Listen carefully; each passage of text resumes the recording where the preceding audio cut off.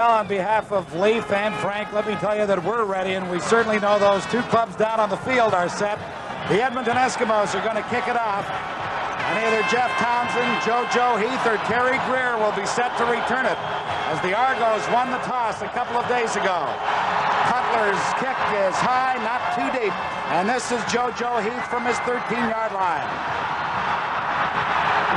Heath picks his way neatly out to the 34-yard line. Mark DeBreeze, number 79, was first down to make the stop.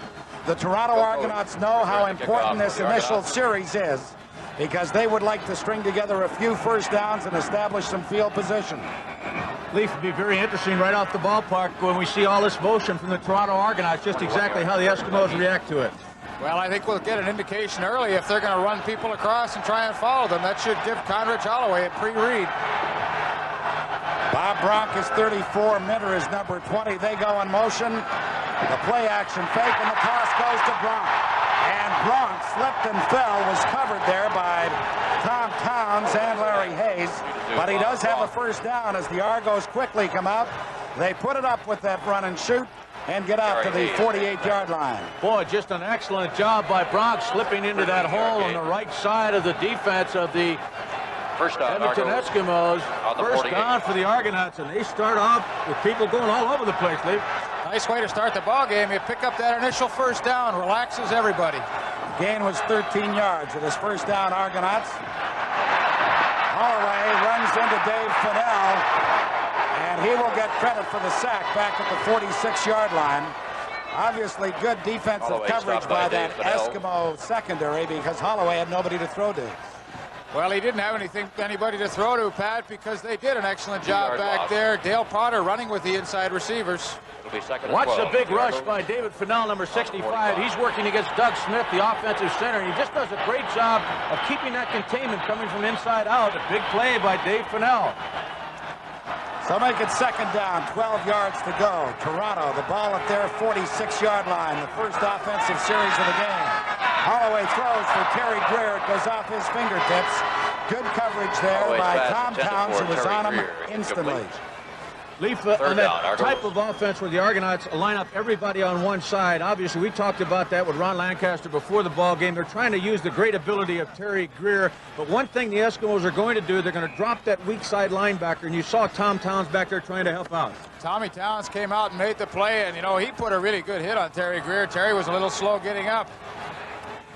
Dean Dorsey, the man who came in to replace Zenon Andrusishin about 6 weeks ago and has done an excellent job, is back to punt for Toronto on 3rd and 12. He hangs it high, and this will be Larry Hayes from his 21-yard line. And Hayes is dropped before he could get to the 25.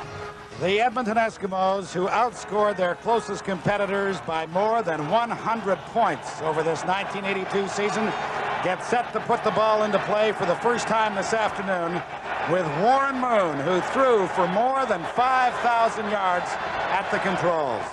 First down, Edmonton, the ball at their 25-yard line.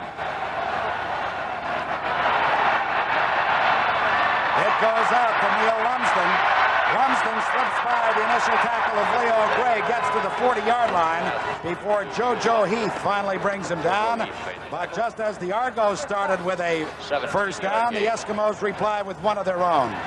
Well, there you see that backfield for the Eskimos, and Neil Lumsden down on the ground shaking up on that play. But Warren Moon, what can we say about him? Just a tremendous season. But you know, Frank, who made the initial play on that was Leo Gray, and he's in the lineup because of that injury to Zach Henderson.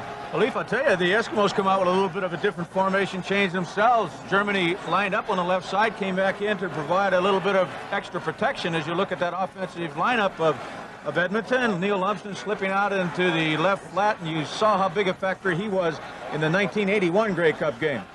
He always seems to come up big in the big important games, and just a tremendous fullback. And well, let's take a look and see how Neil Lumsden was shaken up on that play as JoJo Heath brought him down.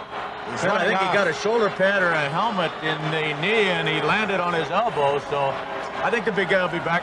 But that's one thing that the Toronto secondary has really done all year. The teams have caught a lot of balls against them, but they've made them pay the price when they do catch the football.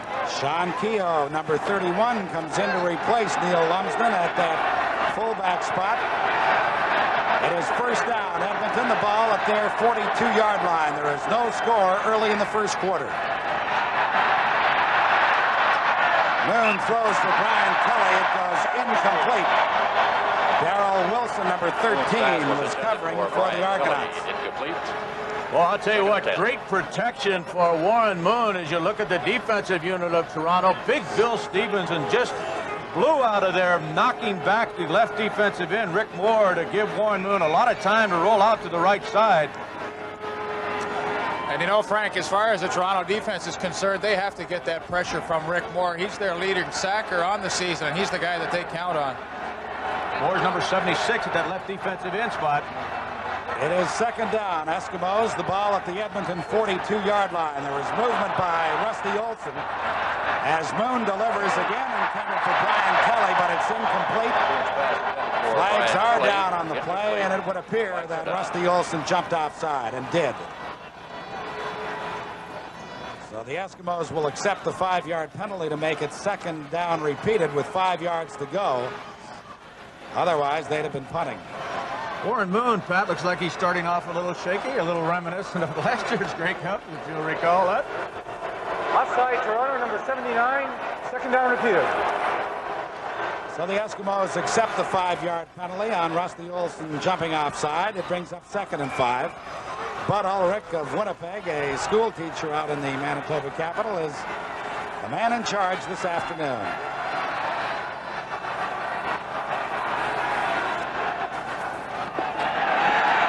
Moon delivers. Waddell Smith has the first down as he gets into Toronto territory at the 48-yard line. Ed Jackson, the linebacker, number 7, he was there to make the stop. Leaf, a little bit of a different type of pattern for the Edmonton Eskimos with Tommy Scott on the outside, Waddell Smith coming under him. And he comes underneath, and that time Warren Moon put the ball on target, and a big play. You know, the Argonauts got called for that offside, gave the Edmonton Eskimos a second chance, and they take advantage of those breaks. Well, the best way in the world to take the fire out of a ball club is move it offensively against him, and the Eskimos are doing that so far. Back-to-back first downs. They have the ball at the Toronto 48. Germany fell down. He was obviously the intended ball carrier. Moon has to carry it himself and gets very close to 5 yards on the game as Steve Aykroyd forced him out at that point, number 26. Aykroyd incidentally playing in place of the injured Zach Henderson. Pat, you're absolutely right. Leo Blanchard, the right offensive guard, you'll see him there, number 55, will step behind his offensive center. He's looking for Pointer, the middle linebacker. That's where Germany was supposed to go. It did not happen, but Moon, with his great athletic ability, picks up 7 yards. They spot the ball at the Toronto 41, so it is 2nd and 3. Edmonton from that point. This is Germany this time. He has the first down and drives into Toronto's 33-yard line. The stop for the Argos was made by Steve Aykroyd, number 26, once again. And what a block by Big Bill Stevenson, the right tackle. There you see Hugh Campbell. He has to be pleased. At this point, his offense is doing the job, picking up some first downs, but Frank, Bill Stevenson just really put a great trap line on Using some very, very good offensive line patterns, and they're something they don't use a whole lot, trap blocking and cross blocking. First down, Edmonton at the Toronto 32-yard line. The give is to Germany again. And he gets to the line of scrimmage, not much further. John Pointer had good penetration, and that allowed Rusty Olson and Rick Moore to move in as well. Germany carried. Moore and Wilson. Talk about people who really were reincarnated in 1982. John Pointer came over from the Eskimos, got a starting job as the middle linebacker for the Argos, and he really was one of the high points of their season. No, come on, Pat. Just because he comes with the Argonauts doesn't mean he's reincarnated. When you haven't won for 30 years, that's like being reincarnated. Second down, 9 yards to go, Edmonton. Moon's pass for Brian Kelly goes incomplete. Kelly actually had not made his turn when the ball came sailing by him. Leap, it looked like Moon was a little over-anxious in throwing that football. He really was, Frank. His offensive line gave him plenty of time to throw the football, but as Pat mentioned, Kelly had not made his cut. Warren Moon let the ball go, and he was off target. So we will see the all-time leading scorer in Canadian Football League history as Warren Moon leaves the field. Dave Cutler and his field goal unit team comes on, and it will come from the 38-yard line. Cliff Olander, the backup quarterback to Warren Moon, will hold. And Cutler is good. He seldom misses when the pressure is on. Dave Cutler has given the Edmonton Eskimos a 3-0 lead. With 8:31 left to play in the opening quarter, Grey Cup 82 from Toronto returns in a moment. Well, there he is, Dave Cutler, 61 points in his Grey Cup career, and he has just given the Eskimos a 3-0 lead. And I'll tell you, it's amazing. 54,000 people plus here at Exhibition Stadium. 90% of them cheering for the Argos, and they're very quiet right now. Jim Germany said earlier in the week, we've got to quiet them early, and Dave Cutler did that with that field goal from 38 yards out. Toronto beginning from their 35-yard line. The pass intended for Cedric Minter was really drilled in there by Conrad Holloway, and the Argo running back could not hang on. 2nd and 10. Crossing pattern with Newman going to the outside. I'll guarantee you Newman was wide open on the sideline, the far sideline. Well, Newman was wide open, but Cedric Minter should have made this catch. I have to think that he saw Dan Kepley coming, knew he was going to get hit, and just didn't really concentrate, Frank, on bringing that football in. With Kepley around the middle there, that'd be a good reason to drop. I'll tell you what, I coughed up a few in front of him. 2nd and 10 Argos from their 35. Holloway is going deep for Minter. He turned one way, the ball was over his other shoulder, and he simply was not able to catch up to it. Holloway's pass intended for Minter, incomplete. And so, for the second time here in the first quarter, Dean Dorsey in the punting unit comes out on the field for Toronto.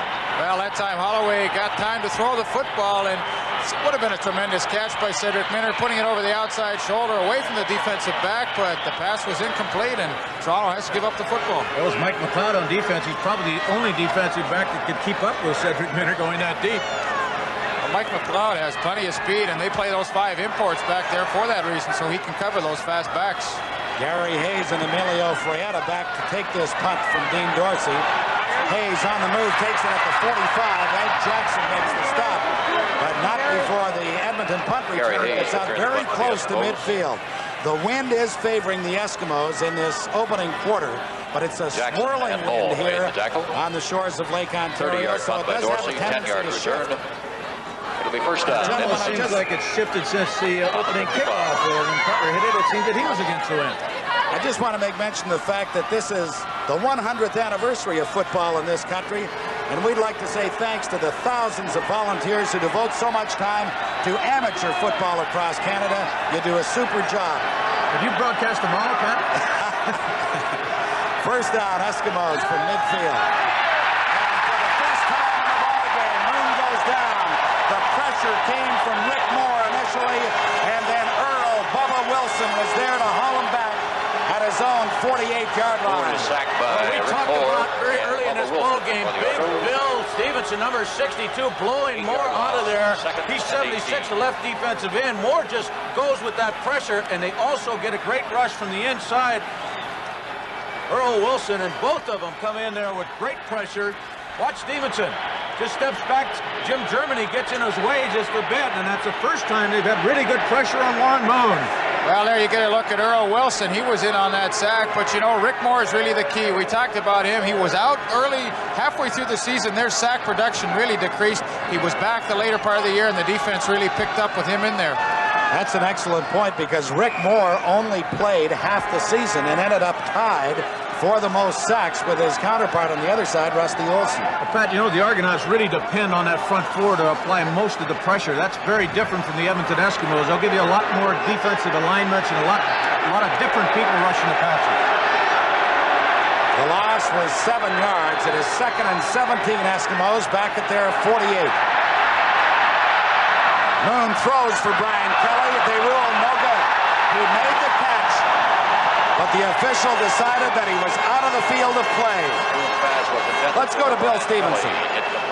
There's a concern on the Edmonton bench with Tommy Scott, who, of course, is the West's most outstanding player, this excellent receiver. He's having back spasms.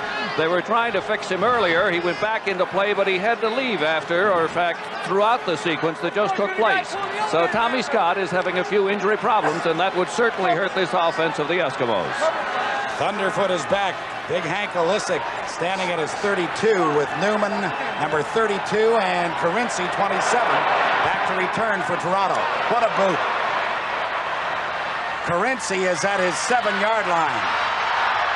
And the leading punt returner in Eastern Canada gets it to about the 18. Dan Carinci returned the before punt for the Dan Argos. Kearns, number 58, was there to make the stop. Made the tackle. Boy, Dan Kearns did a good job, too, because there was a bit of a seam there, and had Carinci got through that seam, he had some room to run.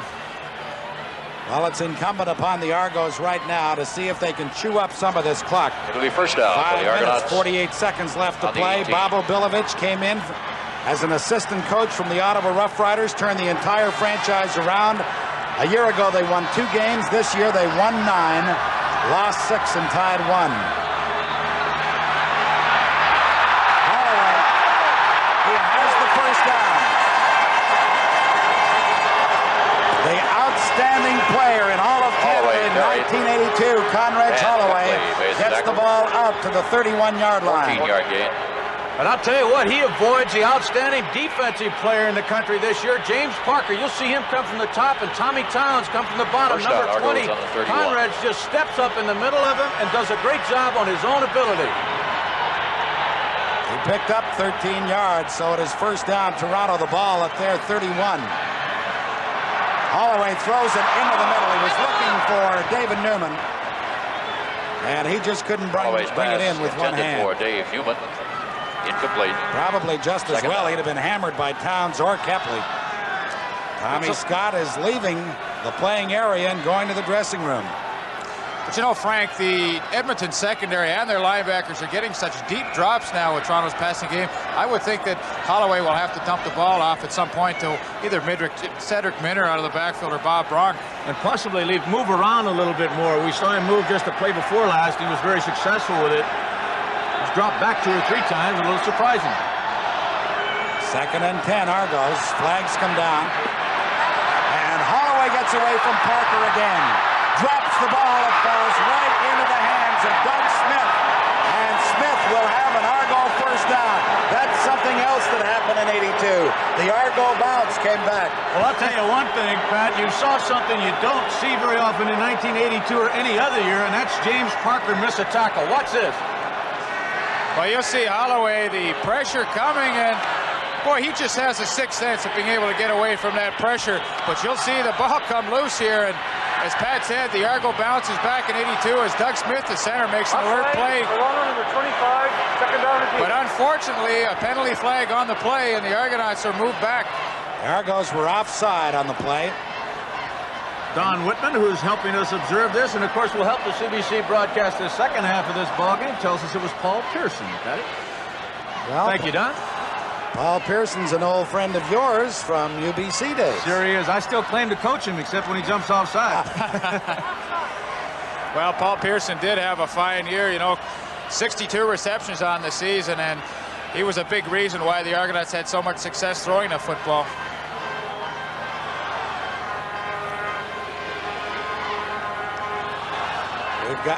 Let's go to Bill Stevenson. Pat, we have found out exactly what's wrong with Tommy Scott. He's gone to the dressing room because of a bruised rib. He took an elbow in the rib. Dr. Cameron said, we've sent him in to have the rib looked at, taped up, but he said, I think he will be back and will be able to play. But that is Tommy Scott's problem, a bruised rib from an elbow. Well, the officials taking a little bit of a timeout as they check with the timers bench. The scoreboard clock shows 4:23 left to play in the opening quarter. The Eskimos are out in front 3-0. Toronto with a 2nd and 15 from their 26-yard line. That's man-to-man, Leith. They're moving all over the place. And they come back to Emmanuel Tolbert. Tolbert breaks the tackle. He has great speed. Can anybody catch him? No, sir. Nobody is going to get Emmanuel Tolbert. Touchdown, Toronto.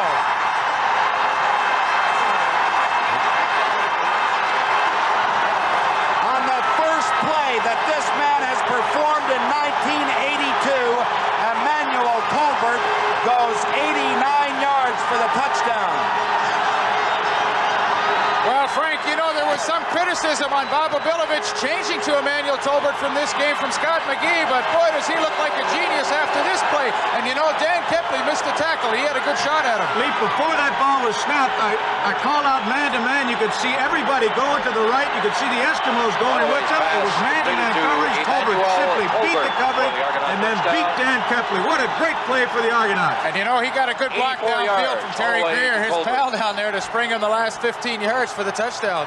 The very first play as a Toronto Argonaut, Emmanuel Tolbert goes for the touchdown. Dean Dorsey's point after is good, and the Toronto Argonauts have jumped in front of the Edmonton Eskimos 7-3. This is Grey Cup 82 from Toronto. Emmanuel Tolbert, your very first play as an Argonaut. Yeah, I tell you, it was just a simple screen, something we worked on. Feel like we had some success against Edmonton, and all I saw was daylight. I just went through an open area, got some good blocks downfield. It was over. You've obviously been preparing. Oh yeah, I've been preparing, waiting for the chance to come in and help the team. I'm just happy it happened. Joe Holloman with the kickoff return for the Eskimos only gets to the 27-yard line before Mike Hamiluk, the backup center, number 44, was there to make the stop. Incidentally, that great touchdown by Emmanuel Tolbert will go into the books as the fourth longest in Grey Cup history. Paul Decker of Hamilton, Red O'Quinn of Montreal had 90 yards. Whit Tucker of the Ottawa Rough Riders had 86. And Emmanuel Tolbert joins a very select group. Well, Frank, we suggested there'd be a lot of offense today, and what an offensive play that was. You know, somebody also got a piece of Larry Highball on that play. We're going to show that at halftime for a highlight and see who that was. We're going to give him a bit of credit as well. From the 28-yard line, the Eskimos trail 7-3, start with a first down. The pass is complete to Waddell Smith. Smith is hit by Wilson as he gets to the 35-yard line. This pass was completed to Waddell Smith. Credit Waddell Smith with a pickup of very close to 8. Well, the 54,000 were quiet somewhat after that field goal by Dave Cutler. But they sure came alive on that sensational pass play, Holloway to Tolbert. Well, Frank, nothing fancy about this. Try and get a little momentum reestablished, and Waddell Smith on the sidelines. Much better throw by Warren Moon. Maybe those initial jitters have gone away now for the veteran quarterback. Moon did suffer from the flu earlier in the week, but apparently he's 100% right now. Second and about a yard and a half to go from the 36-yard line of the Eskimos. Neil Lumsden, the ball carrier, coughs up the ball. Who has it? Boy, Ed Jackson had the initial shot, but he wasn't able to squeeze it. Boy. Steve Ackroyd had another shot at the ball. Boy, you're right, Pat. Ed Jackson had it in his mitts. It just seemed to pop loose, and the Eskimos recovered. Leo Blanchard, number 59, the right guard, recovered it for the Eskimos. Jackson, that left linebacker, certainly had an opportunity. Watch it, Lee. On the 42. Boy, he had it in his hands and slips away, and difficult to tell who makes the fumble recovery, but the Eskimos do retain possession and pick up a first down. Well, as Art Darch pointed out, it is Leo Blanchard, and the Eskimos have a first down at their 42-yard line. Moon's pass is complete to Brian Kelly, but what a hit by JoJo Heath. And Kelly is slow to get up. How he hung on to that is I'll guarantee you there are not a whole lot of people in the Canadian Football League now or at any time who would have held that football. Just a tremendous effort by Brian Kelly to hang on to it, but watch the hit by JoJo Heath. Well, we suggested that the Argonaut secondary was aggressive, and you see why right there. Oh, boy, they can't afford to leave Kelly with Scott, the outstanding player in the Western Conference this year, already in the dressing room with an injury. First down, Edmonton at the Toronto 47. The give is to Germany.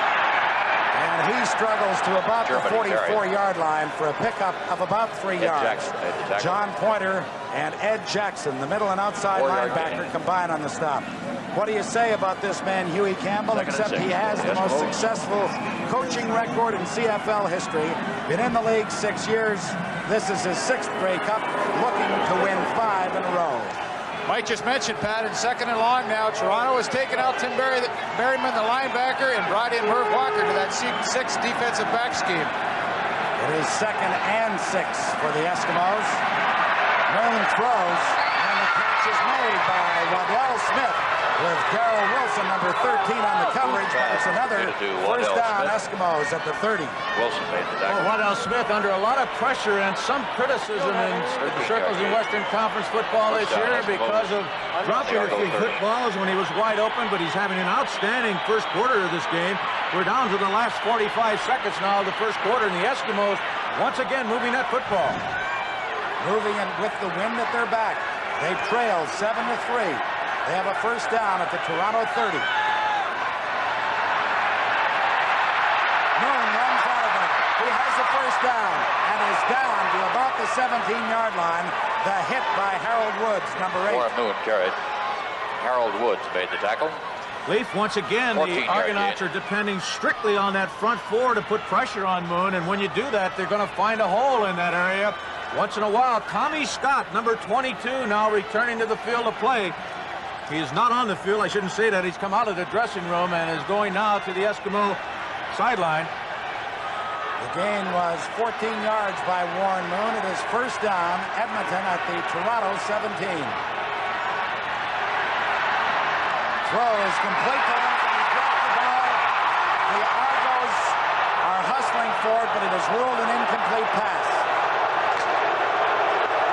As the gun sounds to end the first quarter of this 1982 Grey Cup game, and at the end of the first quarter, it is Toronto 7, Edmonton 3. Grey Cup 82 continues after this. Well, there's a look at what has happened in that opening quarter. 108 yards for Toronto, 84 of them on the touchdown pass by Emmanuel Tolbert. 2nd and 10, Eskimos. The pass complete to Brian Kelly for the touchdown. A beautiful throw by Warren Moon right into the hands of Brian Kelly.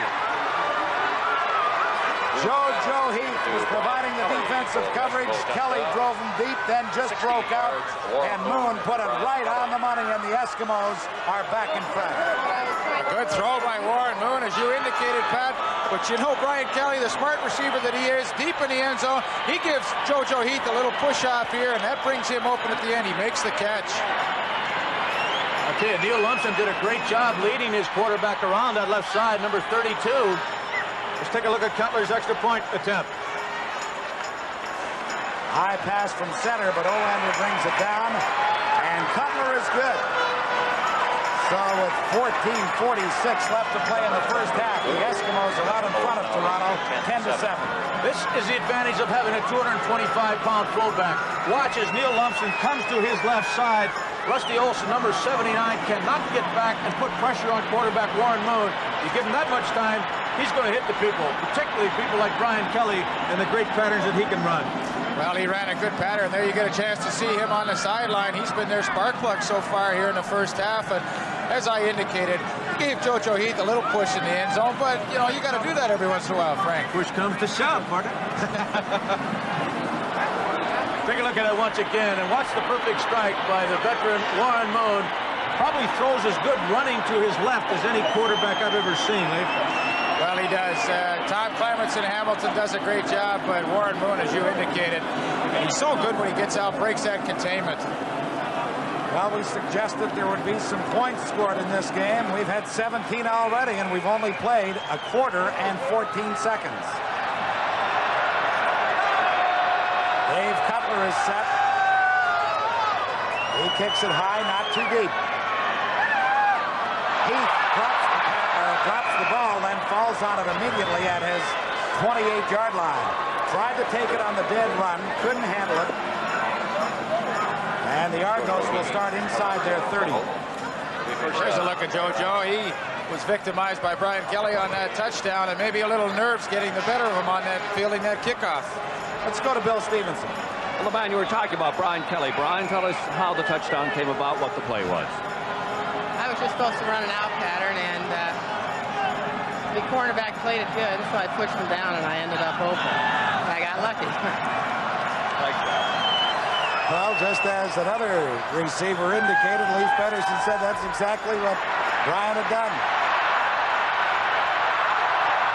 Holloway Holloway scrambles out to about the 33-yard line for a pickup of 5. He wanted to throw it, saw the pressure from Dave Fennell originally. Tom Tuinay was there too, and then he decided to hustle himself, and he picks up close to 6 yards. Pat, he was looking for Tolbert once again, working against Larry Highball, who he beat for that touchdown a little earlier, but Larry kind of hit him a couple of times over on that sideline. Boy, I tell you, it's been a great week here in Toronto. As much activity and fun as we've seen in a long, long time. Those two fellows will attest to that.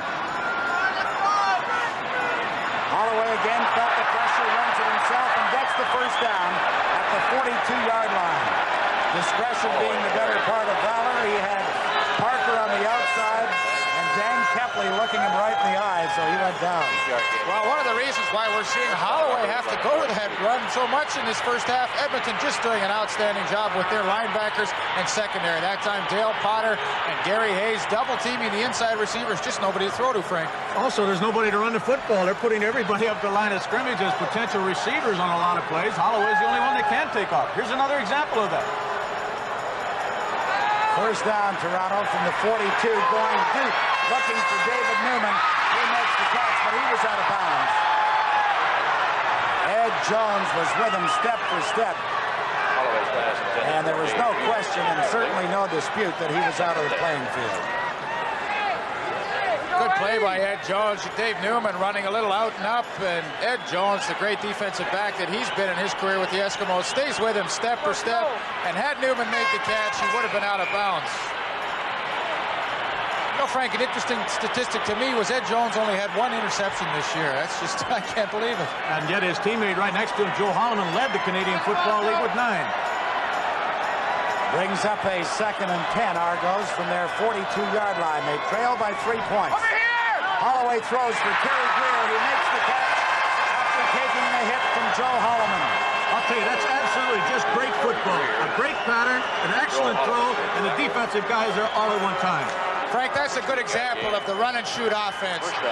Holloway 3 steps back, Terry Greer in a quick slant pattern. It's a timing pattern, but look at the great catch by Greer, and I can assure you he's done that all season. And Holloman is right there. Absolutely nothing he can do about it.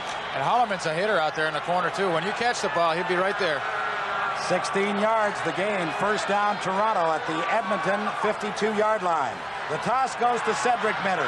The first running play by a running back for the Argos this afternoon, and he actually loses about a yard as Ed Jones forced him out. Simply wouldn't let him around the corner. 2nd and 11. Well, I don't think that's a play we're going to see too much today, Pat. You know, Conrad Holloway, he almost considers running the football a wasted play in their style of offense. The Argos went from a 2-14 season in 1981 to a 9-6-1 in first place in the Eastern Conference in 1982, and then destroyed Ottawa in the Eastern Final last week. 2nd and 11, Argos. Same type of formation they hit that major touchdown on. Let's see if they go to Talbot again. He's looking at him. It goes into the middle instead. Paul Pearson. And Pearson will be very close to the first down. Holloway's pass was completed to Paul Gary Pearson. Hayes makes the stop. Hayes made the tackle. Just great offensive thinking by the Toronto Argonaut Football Club. They're isolating Tolbert up on top with Larry Highball, and then get Paul Pearson coming from that slot back position over the middle. He also has got man-to-man coverage by Gary Hayes, number 28. Good throw again by Holloway, but boy, good thinking by the Argonaut offensive strategist. Well, Frank, you know, you and Ron Lancaster talked about Holloway getting that pre-read when they use all that motion. That time, no question what coverage they were going to be in.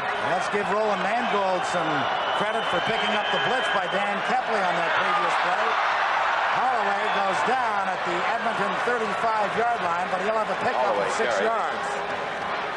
Kepley and Dave Fennell are there to make sure he didn't get up and go any further. And that's what really makes it all work for the Argonauts.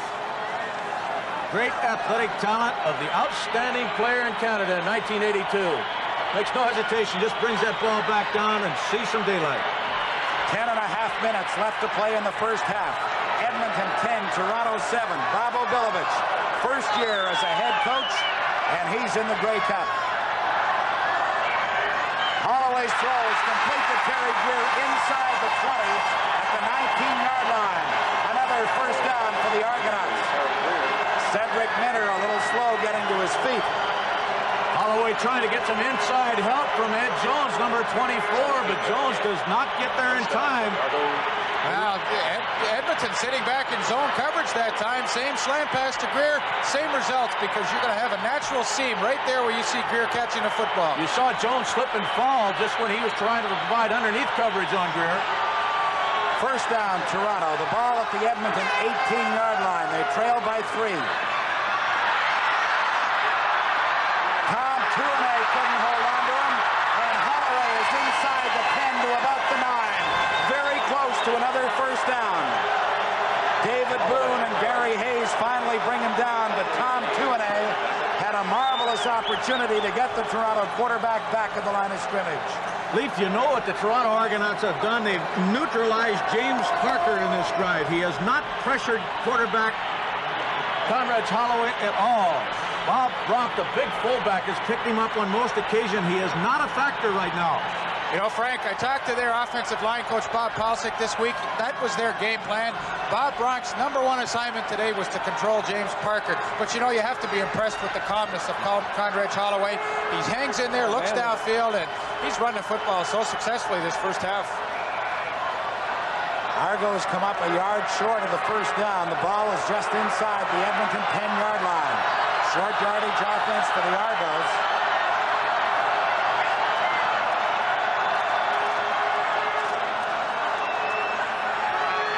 Holloway fakes with the play action and now moves to his left.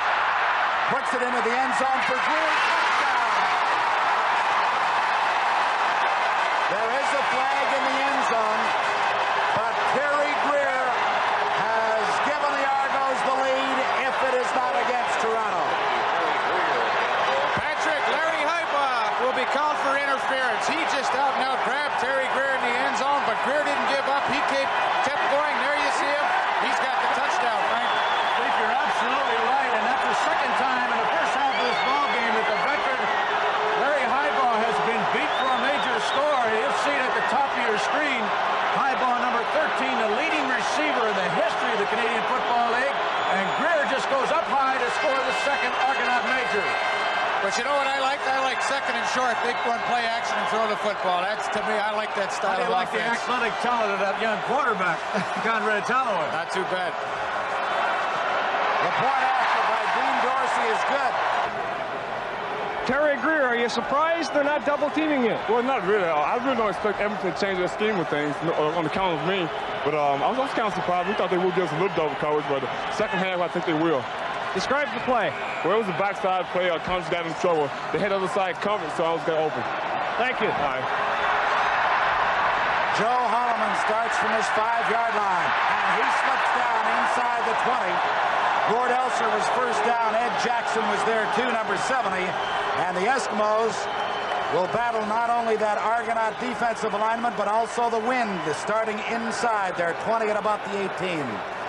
Boy, Frank, how many times have you seen after a team scores a touchdown on that kickoff, it really fires that special team up?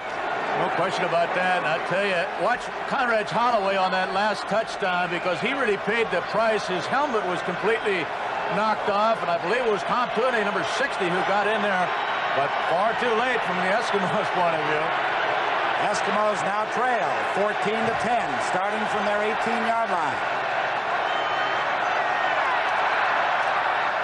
They swing it out to Lumsden, and he's wrapped up by Harold Woods, but he has the first down to about the 29.5-yard line. Lumsden shaken up earlier in the ball game. Back now, obviously running at full strength, and picks up 12 yards. A little surprising, Pat. Brian Kelly was not in on first down. Marco Sinkar was the wide receiver for the Eskimos, but Kelly's returned to that lineup now.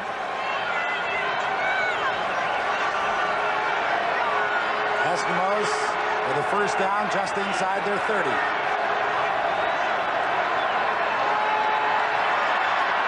Moon fires for Lumsden. He makes the catch and has another first down for Edmonton at the 46-yard line of the Eskimos. And I believe that was Tommy Scott, and that's the type of pattern that the Eskimos run at least half a dozen times a ball game.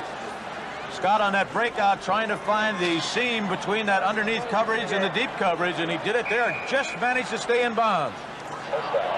He did. From that slot back spot, Leaf. He lets Waddell Smith take it deep and clear it out for him, and it's an easy pattern. We just sit in there and find the open seam. First down, Eskimos at their 46.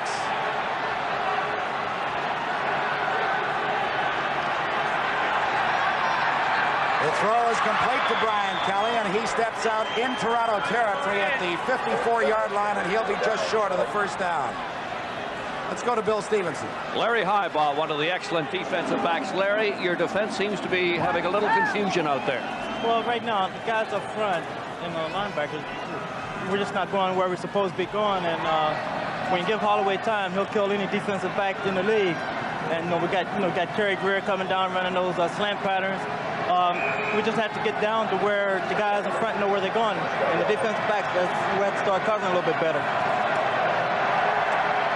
It is second and a yard to go. Edmonton, the ball at the Toronto 54.5.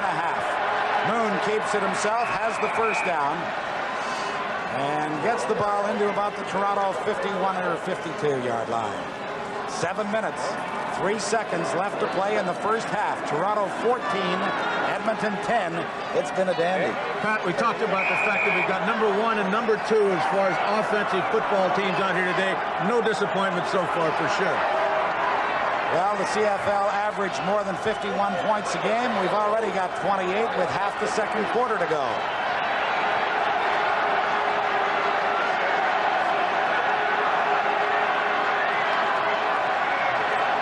The screen to Waddell Smith.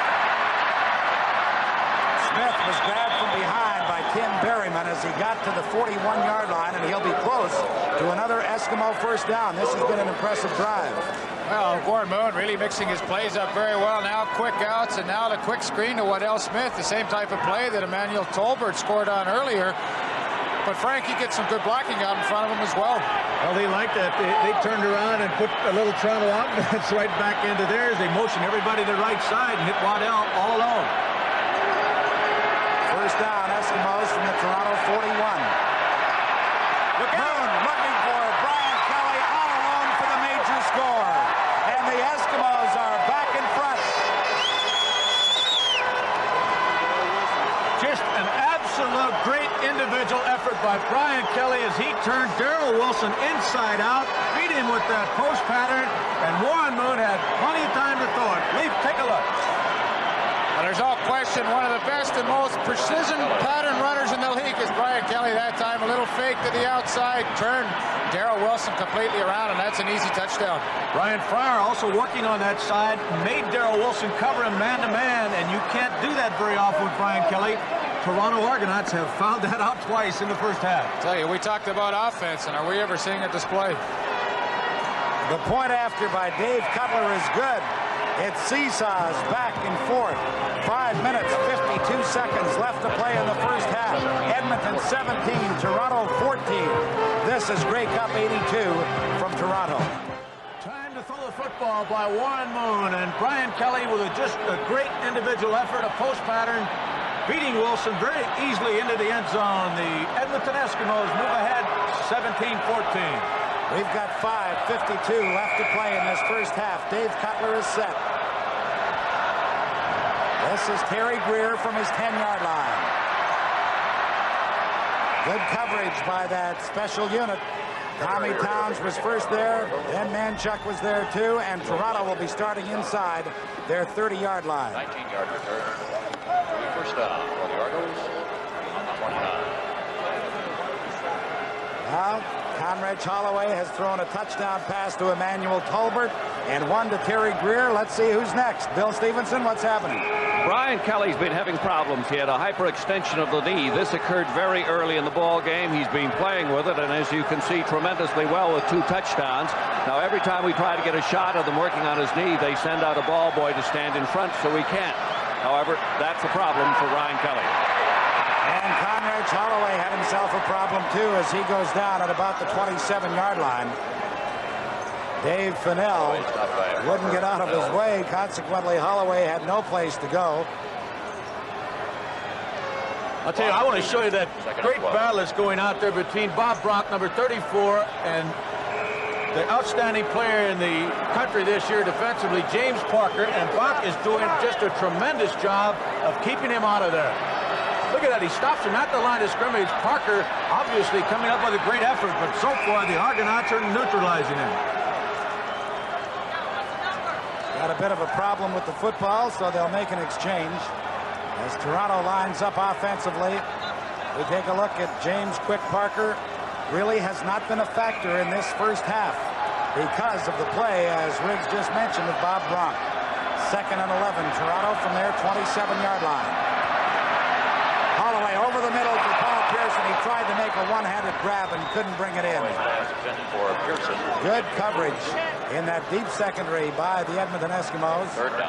And so the Argos will be punting. Well, Frank, you know, one thing that I think is interesting, the Eskimos are not blitzing nearly as much as I remember them, and they just seem to be thinking their front four and front three can get enough pressure on the quarterback because they're getting great drops from those linebackers. I think they're a little concerned against Conrad Holloway because he's taken off with that football so well against them. On 3rd and 12, Dean Dorsey stands inside the Toronto 15-yard line to boot to Gary Hayes, number 28, or Emilio Frietta, number 37. Hold on to it. This will be Frietta from his 42-yard line. Toronto assistant coach Bob Pelsick, you are really doing a job neutralizing Shenley Winter Parker. Well, I tell you what, we're not doing anything special, Brian. It's just that Bob Bronk is doing a super job right now. I just got to hope that he keeps it up for the remainder of the ball game. Good luck. Thank you very much. It has been a sensational first half. 4 minutes and 15 seconds left to play in the second quarter. Edmonton 17, Toronto 14. But really now the pressure is on the Argonaut defense as the Eskimos start from their 49-yard line. The give is to Lumsden. A gaping hole as Big Neal gallops into Toronto territory and is finally brought down by John Pointer, the middle linebacker, at the 49-yard line.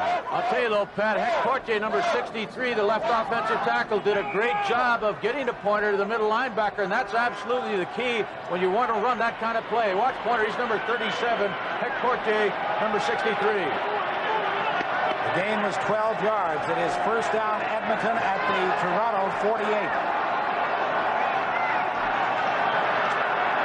Moon throws complete to Brian Fryer. His first catch of the ball game is to the 35-yard line, and another Eskimo first down. John Pointer made the stop again for the Argos.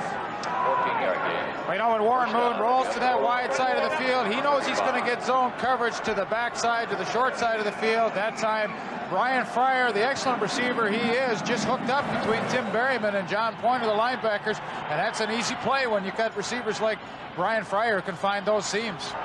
Edmonton 17, Toronto 14. Warren Moon has been good on 12 of 16 passes and starts with a first down from the Toronto 35-yard line. Brian Kelly makes the catch at the 22 for another Eskimo first down. Darrell Wilson made sure that he stayed down.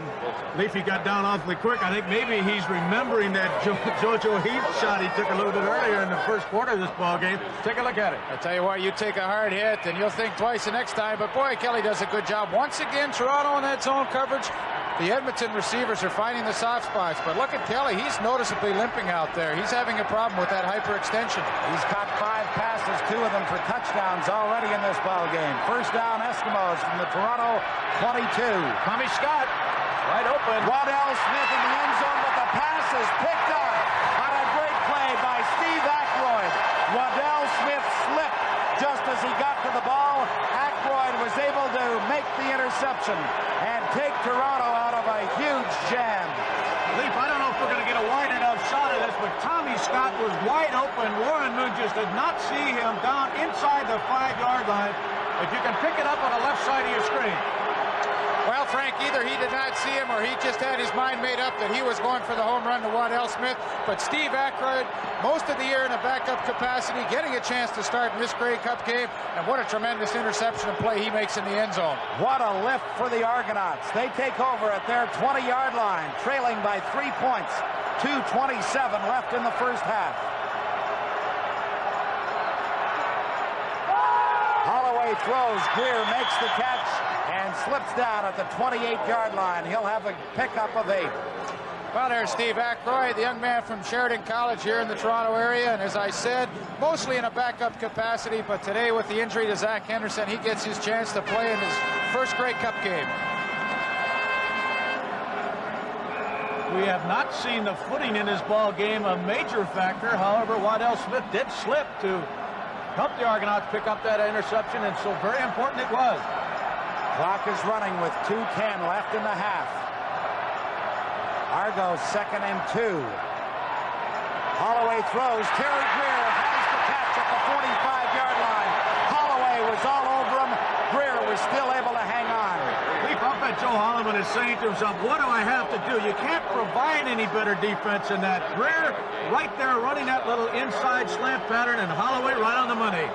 Well, Terry Greer can frustrate a lot of defensive backs in the league, and Joe Holloman, as you indicate, must be frustrated at this point because watch right here, he's over the top, tries to strip that ball loose, but there's no way against Terry Greer. 5 pass receptions for Terry Greer, including 1 for a touchdown. The Argos with a first down at their 45. Into the middle it goes to Cedric Minter. Minter has another Toronto first down into Edmonton territory at the 53. Oh, I like it. Let's go to Brian Williams. Steve Aykroyd, the man that made that interception. You're replacing Zach Henderson. I thought prior to that interception, though, Moon was having a lot of success picking you guys apart. Yeah, well, we were in a couple of zones, and of course Warren is a tremendous quarterback at picking zones apart. And he just found the open hole, and he had a little bit of time there. So by that time, we managed to squeeze receivers into the middle, and he just happened to be there. A minute 25 left to play in the half. First down, Toronto from the Edmonton 53.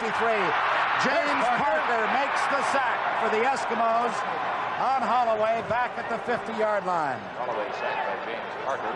Well, we talk about Parker being held out of there so often in this first half. Take a look at him. He's coming from the top side. James Parker, the outstanding defensive player in the Canadian Football League this year, and he makes the move on Cedric Minter, number 20, to the inside, and gets the first sack of this ball game for James Parker. But Frank, what's interesting, that's really one of the few times in this first half that they've had that desirable matchup. Parker on a smaller back such as Cedric Minter. Absolutely right. The loss was 6 yards. It is 2nd and 16.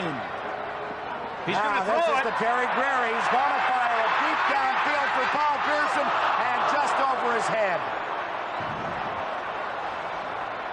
Pat, you know who's going to win this ball game? The team that has the ball last. Well, you remember earlier in the year, Terry Greer in the game against the Winnipeg Blue Bombers, he threw a perfect strike for a touchdown. Watch here, he doesn't connect with Paul Pearson, but for a wide receiver, not a bad arm, Frank. Strangely, both of these ball clubs have that capability. Waddell Smith can also throw the football. You know, we mentioned that the wind was at the back of the Argonauts for this second quarter, and I suspect that may have had just a little bit to do with the pass being beyond the outstretched hands of Paul Pearson, because had he made the catch, he had the touchdown. So Larry Highball was the only Eskimo anywhere near him, Pat, and he was a good 10 yards away. Absolutely, Riggs. Dean Dorsey's punt comes to Gary Hayes at his 20-yard line, and he's snowed under there. Aykroyd was down first, and Gord Elser was there. 47 seconds left to play in this first half. The Eskimos are out in front of the Argonauts, 17-14. Well, boy, it has been a tremendous first half of this 1982 Grey Cup game, and you've got to know for a fact the second half is going to be just as good, and Don Whitman, Ronnie Lancaster, and Leo Cahill will be here to bring it to you. And so on behalf of all the CTV crew who have done football in 1982, let me just say how much we've enjoyed it, and I know the fans have too. It's been a great year. The screen is set up to Jim Germany. Germany has a first down and more. The ball comes loose. Tommy Scott dove in there. Let's see if he came up with it. He did. Eric Upton was there along with Scott as the Eskimos recover with 36 seconds left to play, and Scott is still down on the field. He dove in there to try to make that recovery. Well, you know, Pat, that's twice this half that the Eskimos have coughed the football up, and had someone else on their offensive unit recover the fumble, and you see Tommy Scott on the field, and he's had a little trouble with his health in the first half. Well, I'll tell you what, he and Brian Kelly both with problems from time to time in this first half, and the Eskimos cannot afford to lose either one of them. Marco Sinkar comes onto the field of play. He will replace the injured Eskimo. Canadian Football League wishes to acknowledge 36 seconds left to play in the first half. Let's take a look and see what happened on that play. I think Tommy Scott's about the third one in there, and Berriman, number 41, gets a hit on his back. Scott had 91 receptions for 1,518 yards and 13 touchdowns. Tied with Skip Walker for the most touchdowns in the Canadian Football League this year. His best year ever. A gray overcast day here at Exhibition Stadium in Toronto, but 54,000 plus watching one of the great first halves in Grey Cup history. The Eskimos out in front of Toronto 17-14. Tommy Scott runs off under his own steam, and that's good to see. Pat, Cal Murphy just came over to me, the offensive coach for the Eskimos. He said, do you think anybody will ever stop anybody in this game? Well, that's what Riggs alluded to earlier. Whoever has the ball last may well win it. Moon with time, throws. Brian Fryer has the catch at midfield. With 20 seconds left on the clock.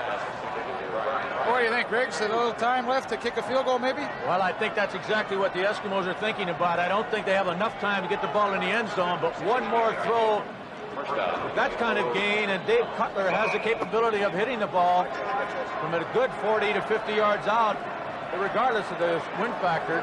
Well, I tell you, Moon's getting in the groove now. 15 out of 20 he has completed so far for 236 yards. He's got Tommy Scott for the first down at the 35-yard line. 15 seconds left in the first half. Edmonton 17, Toronto 14, and they are certainly within Dave Cutler's range now. Well, we talked about Tommy Scott finding the soft spot in the zone, and Warren Moon found him there. Simple play to the sidelines, and boy, they move that ball down the field in a hurry, don't they? You saw no Argonaut near Moon. That's the key. Clock will start on the snap of the ball. 15 seconds left in the half.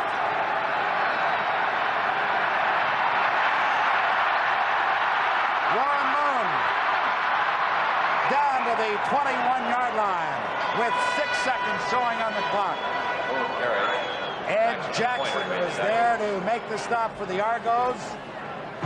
And we have a timeout as called by the Eskimos, who lead the Argos 17-14. 6 seconds left to play in the first half.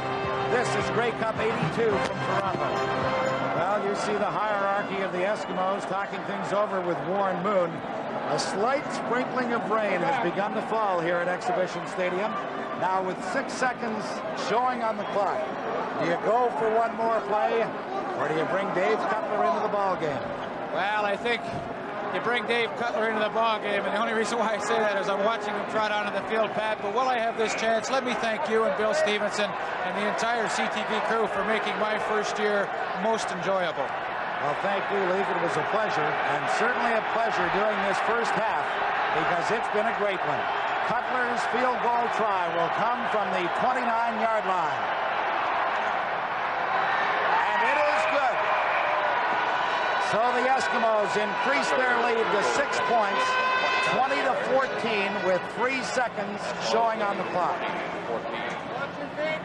Pat, I was very fortunate, as you know, in my rookie year to play in a very exciting Grey Cup game. I think this was very close to matching it. If you recall, the Hamilton Tiger Cats and ourselves 35-28. This thing might outscore that easily.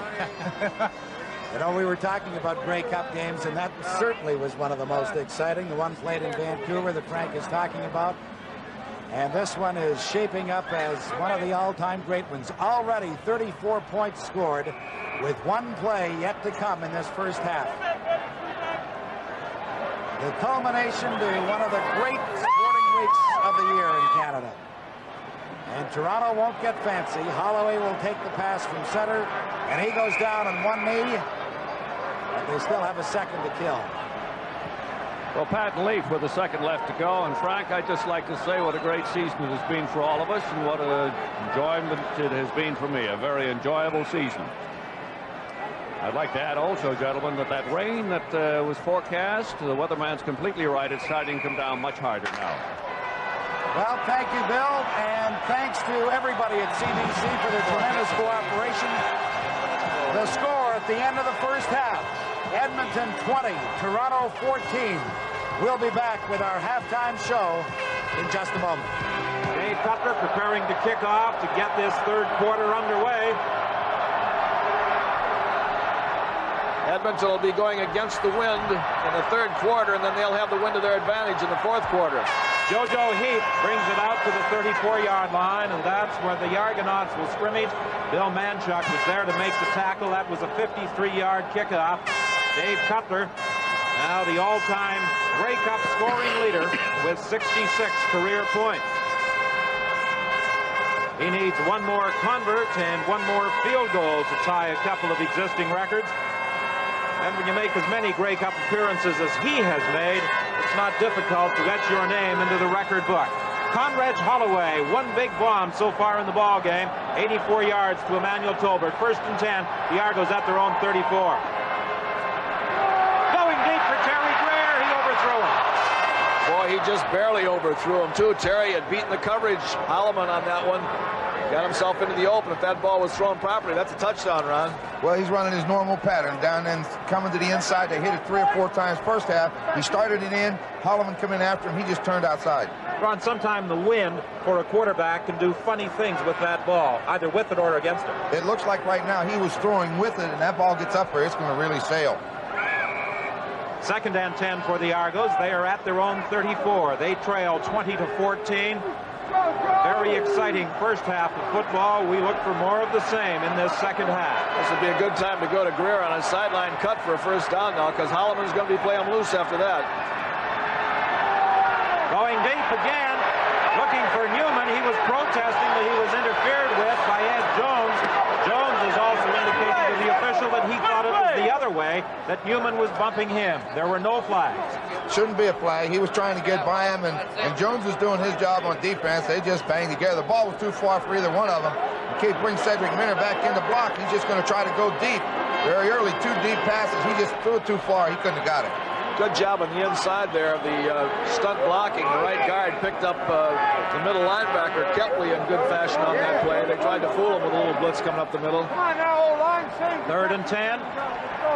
Dean Dorsey kicking to Gary Hayes and Emilio Fraietta.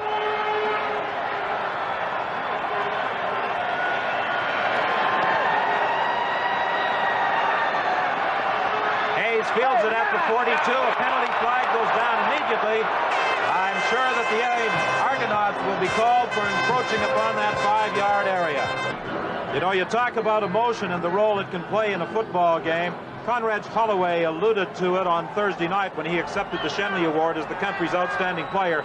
He said he and the Argos were inspired this year by the midseason death of their longtime equipment man, Tommy Bowen. And I'm sure that they were. Tommy was a big-time favorite, and I went in there the other day, just walked past where Tommy normally had his post, that dressing room, and it really doesn't seem the same without him in there. 1st and 10, midfield, the Eskimos with the football. Moon ducks away from the initial charge. He got away from the scavenge and picks up about 8 yards. Down at field level, Bill Stevenson is standing by. Our quarterback, Thomas Fury.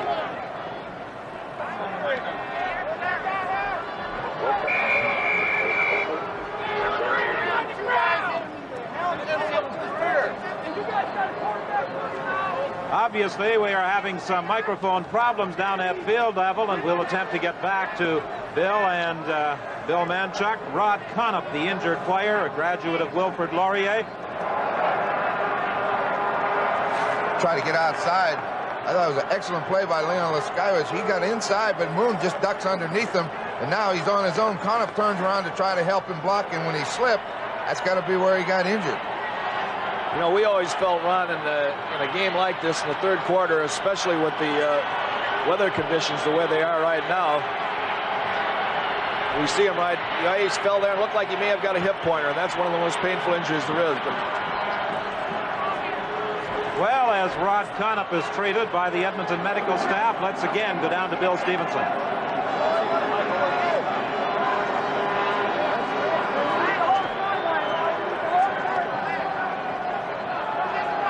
Well, apparently we are still having some microphone problems down at that Eskimo bench.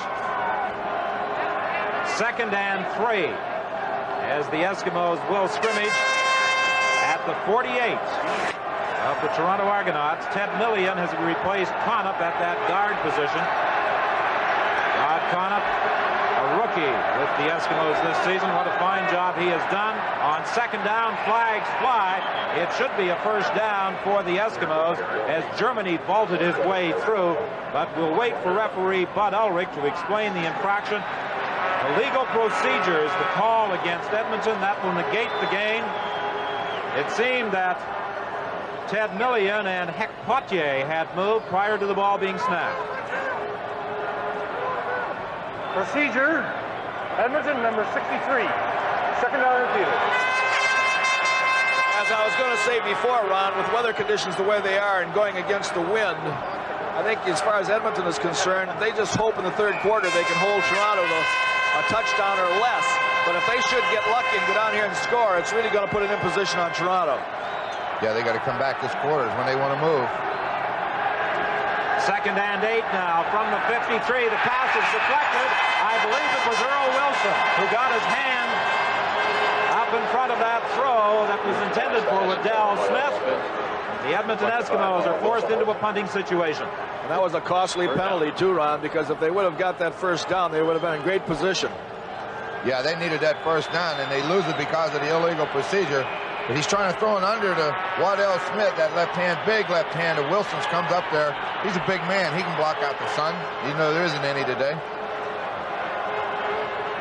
Somewhat reminiscent of last Sunday's Eastern Final as the Argos destroyed Ottawa 44-7, although it was not nearly as cool. 3rd down kick will be handled by Carinci.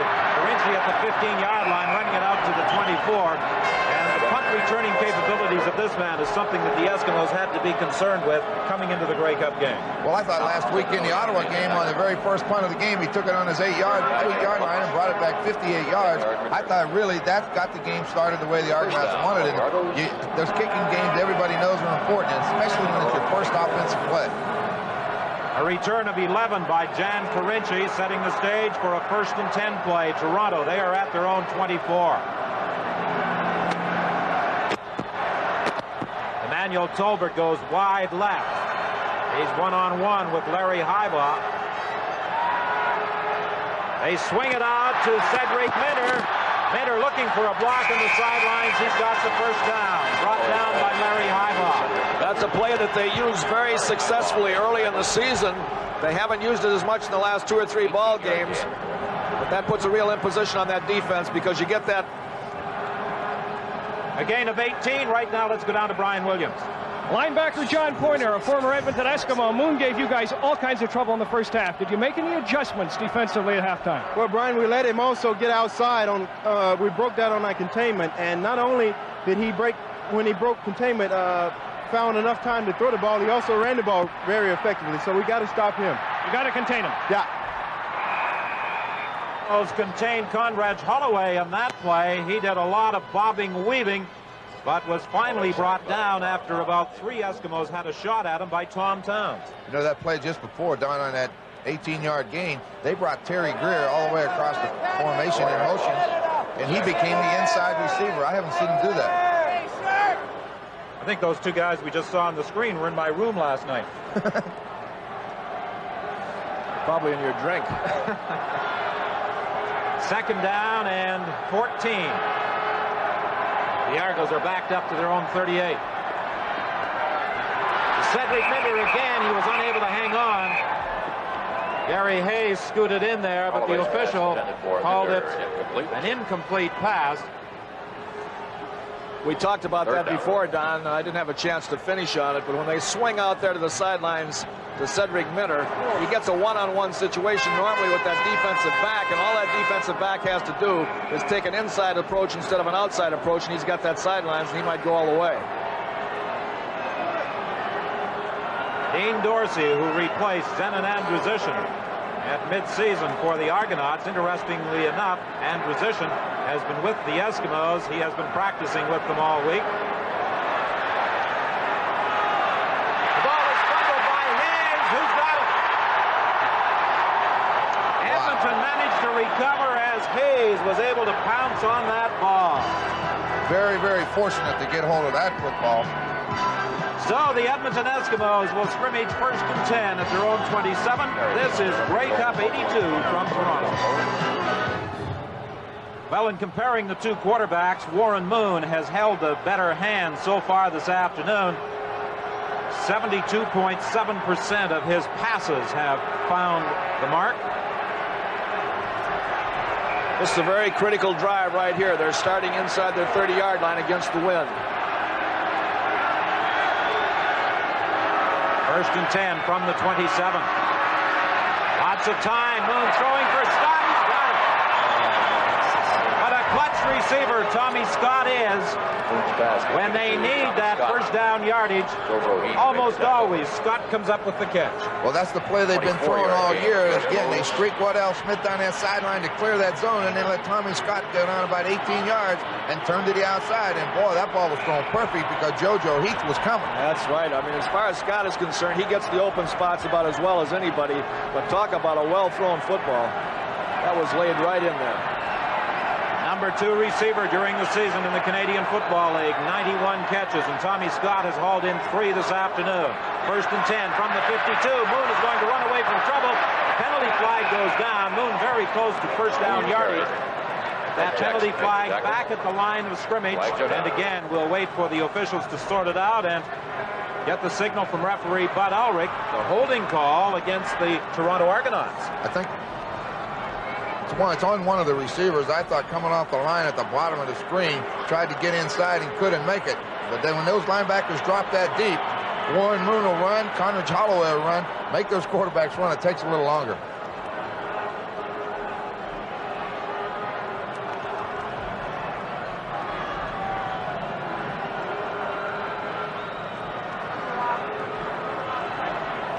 Holding Toronto, number 41, first down. You caught it, Ron, holding against Tim Berryman as they attempted to hold up that receiver coming off the line of scrimmage. Well, it's quite comfortable up in our press box location this afternoon at CNE Stadium. Not so for those sitting in the open stands and for our sideline commentators, Bill Stevenson and Brian Williams. Germany on first down continues to fight to the 41-yard line. Germany carries. Well, we did not have much success before, Bill. Hopefully your microphone is working this time. I hope it is, and I think it is. The Defensive Player of the Year, the Shenley Award winner, James Parker. James, is that Argo club doing anything different or surprising to you offensively? 7-yard gain. Good at films in the last couple of games. So we're basically trying to keep doing what we're doing. Playing this type of defense, just play a little bit better, try to contain the quarterback. You're not blitzing too much. No, not as much. You know, the foot isn't too good, but we're still basically trying to get on him. Germany carried. On 2nd and 3, Jim Germany picks up the first down. Stopped by Ed Jackson. 8:03 is the time left in the 3rd quarter. 20-14, the Eskimos leading and threatening to add more to their point total as they will have a first down just outside the 35-yard line of the Toronto Argonauts. It almost looks like Warren Moon is trying to prove that although Conridge won the big award, that he's a great quarterback, and he's certainly doing that. Well, there certainly are no doubts that Warren Moon is an outstanding quarterback. He has the ability to do so many things, such as run with the ball when in trouble. He fumbles, but I believe it was ruled that he had touched down before the ball bounced away. Steve Aykroyd was the man who tripped him up, but it is a first down for the Edmonton Eskimos with 7:18 left in this 3rd quarter. Moon's going to try to roll out. They're going to give him a zone. The safety man is real high, deep into the end zone. He's not going to let Brian Kelly deep. But watch the moves Warren Moon makes on this run. That is a great run. Leaves 3 defensive men right in his wake. Several years ago, they used to put a linebacker on the quarterback because he's an uncovered man. Nobody had him, but they can't do that now. There's too much movement on the offense. Big advantage for the Eskimos in terms of first downs, and Moon will look for another. Again, he will run with the football. And Moon is buried in the vicinity of the 10-yard line, but that will be close to another first down. Warren Moon, the leading rusher in this ball game. He has been running away from pressure. Coach Hugh Campbell referred to the all-around abilities of this man. He does so many things well. Throwing from the pocket, throwing that deep pass, throwing to the sidelines, running with the ball when pressured. He's a complete quarterback. He's a complete athlete. He's big and strong, and he moves well, and everybody knows he can throw. That's about all. There's nothing he can't do. First and goal from just inside the 10-yard line. The handoff to Germany. Germany fights his way to about the 6. Fumbles the football. Who's got it? The Argonauts have got it. Well, that's a big break for Toronto, stopping that drive. Harold Woods is the man who came up with the football. And that's twice now that big drives by the Eskimos have been snuffed out with an interception and then a fumble. Just a straight dive. Looks like he's got control. He makes a good move outside. Ed Jackson, the one that knocks it out of his hands. Just hit the ball. Hit the ball right with his fist. I was just about to make a point, but here we are in the third quarter. They're going against the wind with only 6 minutes left in the third quarter. Had they got in there and scored on that play right there, with the wind being in their advantage in the fourth quarter, it would have put the Argonauts in a real hole. So that was a big play for the Toronto Argonauts. The Argonauts are first and 10 at their own 7-yard line. 5:45 is the time left in the third quarter. Holloway throwing on the sidelines for Miller. He fumbles the football. It's recovered by Edmonton.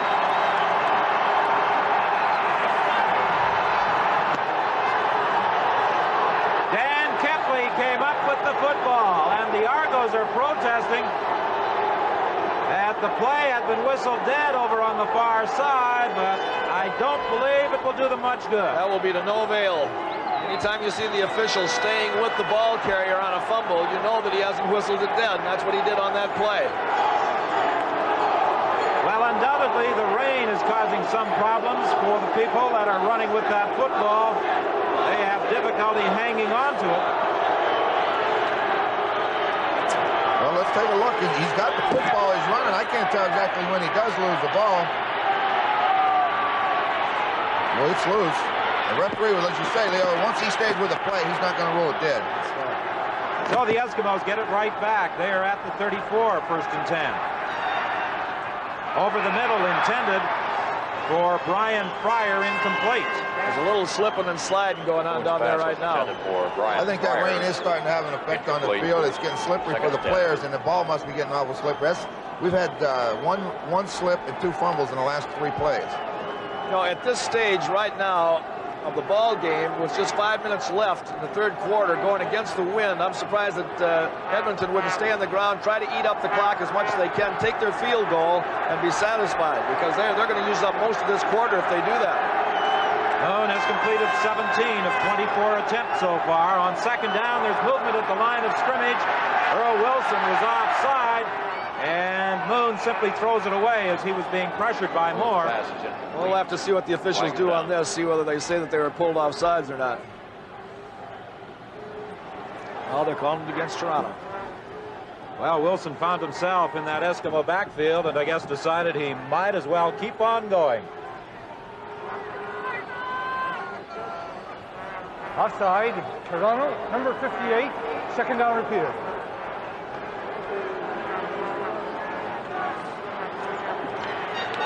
Well, you can see him jump. I thought they'd blow that play dead right away when he was outside like that, so because he was all the way into the Eskimo backfield. There's no way he could have got back. Wind and rain very definitely becoming a factor here in the third quarter with 4:28 the time remaining. Edmonton in front 20-14. It's second and 5. The ball at the 29 of the Toronto Argonauts. Counter play with Jim Germany. He's got the first down and more, penetrating to the 15. Using up that clock. Aykroyd and Village came over to make the tackle, but not before Jim Germany had run for the necessary first down yardage. Boy, Hugh Campbell must be standing on that sideline just licking his chops and saying, boy, oh boy, only 3 minutes and 57 seconds left. They haven't scored a point on us, and we're driving for a score. That's a good feeling for a coach, Ron. Second quarter, they threw the interception into that end zone and killed a drive. Then they fumbled on the 6th. They're down there again. That's 3 scoring opportunities going by the board. They got to get this one in there. It gives them a big plus. See the tackle trap. Hector Pothier comes across and makes a trap block on Wilson. And then Germany just gets up inside behind all those big linemen, and he's just going straight ahead to the goal line. And you notice he put 2 hands on that football, Leo. He didn't want to drop that one. Marco Sincar, the injured ball player, heading to the Edmonton bench. He'll be replaced by Mark DeBraze. You know, Ron, early in the season, you talked about the importance of Jim Germany to this Edmonton football team. How many consecutive games is it they have won with Germany in the lineup? I'm up around 25 or 26. I don't know. It just seems unheard of. You know, that shouldn't happen. One of the things that Germany does so well, in addition to run with the ball, is block. And this time it's Neil Lumsden running with the football to the 10-yard line. Boy, Neil is having an awful time holding on to that ball today. They fumbled that ball again, but he was down that time. If that was Leon McQuaid, they'd have called it a fumble. You're still harkening back to 71, aren't you? Well, give us a break. I'll tell you, they're very fortunate there. The Argonauts came with the full blitz, and yet Lumsden got it and squeezed between them somehow into the middle. He's been dining out in the notoriety of 71 for a long time. You picked that up in the newspaper last week. That was Zeke O'Connor. 2nd and 4. The ball is at the 10-yard line. To Germany again. This time he goes outside. He is going to be close to the first down. They rule he touched down at about the 8-yard line. Merv Walker came up from his defensive half position. It's going to be a good yard and a half short, it looks like. 2-yard gain. Look at counter. Watch Germany. He's got Connor pleading him. He gets outside. Now watch Merv Walker makes an excellent defensive play. But if he gets around him, there's nobody else left. On that particular play, Ron, does he have the option going inside or outside? All you do is follow that lineman, and that guard will tell you which way to go. If he turns it upfield, you try to go with him. If he goes wide, follow him. 3rd and a long one for the Edmonton Eskimos. As ball is at the 8-yard line. Has Moon got enough nerve here to run a play-action pass? He's got enough nerve. I don't know if the coach does.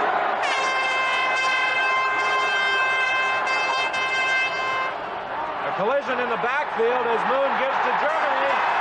Did he make it? His forward progress appeared to carry through to about the 5-yard line before he was driven back. We'll have to wait for the officials to spot that ball, and this will be a very important placement. The guy right there, Coach Bilovich, has got to be very concerned with the spotting of this football because he can take over if they don't make it. By the looks of the players, I got a feeling he's going to make it. 2:27 is the time left in the 3rd quarter. It's been scoreless so far in this 3rd quarter. There's what you don't want, a quarterback and a running back having a collision like that because it takes that momentum away from the running back, and that's what you don't want to have happen. That's not two rookies running into each other either. They've done that 100 times before. Measurement reveals that it is an Eskimo first down. There were 10 first quarter points. 24 points were scored in the 2nd quarter. And the Eskimos lead 20-14. They're threatening again with now 2:24 and the clock running here in the 3rd. Well, they're down on that 6-yard line again. Now is when the Toronto defense has got to come up big if they want to stop this drive. They don't want to get down 13 points. Kelly goes wide right. Smith to the left. Hand off to Jim Germany. Did he fumble the football? I think he fumbled it and got it back. He was very fortunate here. I don't think he ever got it. I think that Edmonton has fumbled the ball 5 times and recovered all 5. It did not appear as though he had successfully accepted the exchange from quarterback Warren Moon. Perhaps in the replay, we'll see what happened. Well, we'll get a good look at it here. They got just a lead play. Lumsden's leading him. He never did get it. He's very fortunate to ever get this thing back. Talk about Argo bounces. And it wasn't a bad gain either, 5 yards. 2nd and goal for the Eskimos. The ball at the 1.5. 1:36 and the clock running. The time left in this 3rd quarter. Moon keeps. He tried to go up and over. He was driven back. Great defensive play. He never got close. That wasn't even close, boy. They went in there and stuffed him right down. Well, that's a great defensive play. He didn't get any closer at all. Rusty Olson was the man who appeared to meet him in midair. Well, let's take a see. Let's see. Where he is? There he comes.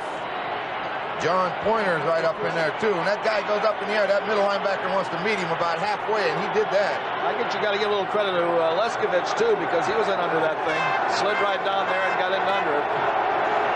Now it's third and goal. He have enough nerve to throw it. Third and goal from the 1.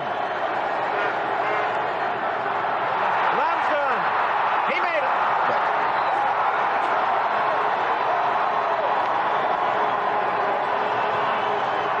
Second effort on the part of Neil Lumsden carried him into the end zone. The initial contact appeared to have stopped Lumsden, but he continued to drive to the goal area.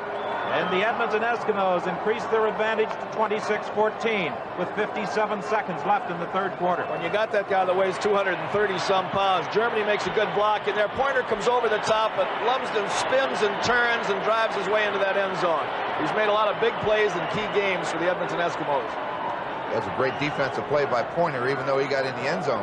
And take a look at the clock. There's less than a minute left. They've had the ball most of this third quarter against the wind, and they've scored a touchdown. You couldn't ask for more than that. And the convert by Dave Cutler is wide, as Cutler appeared to slip in attempting to add the convert, and the score holds at 26-14. Grey Cup 82 from Toronto returns in a moment. Well, puddles of water now very visible on the playing surface of CNE Stadium in Toronto as Dave Cutler, who missed that last convert attempt, prepares to kick off. He shanked that one, and it will go out of bounds. It went out of bounds at the 29-yard line. And that wind and rain, I think, Ron, becoming more of a factor than we can appreciate here in the press box. Well, I think looking across the field at the Argonaut bench right in front of there, it looks like it's getting a little bit slippery. And that water does collect on that field in a hurry. We were down at field level prior to the game in various spots. Ice had accumulated overnight, but the groundskeeping crew had removed it.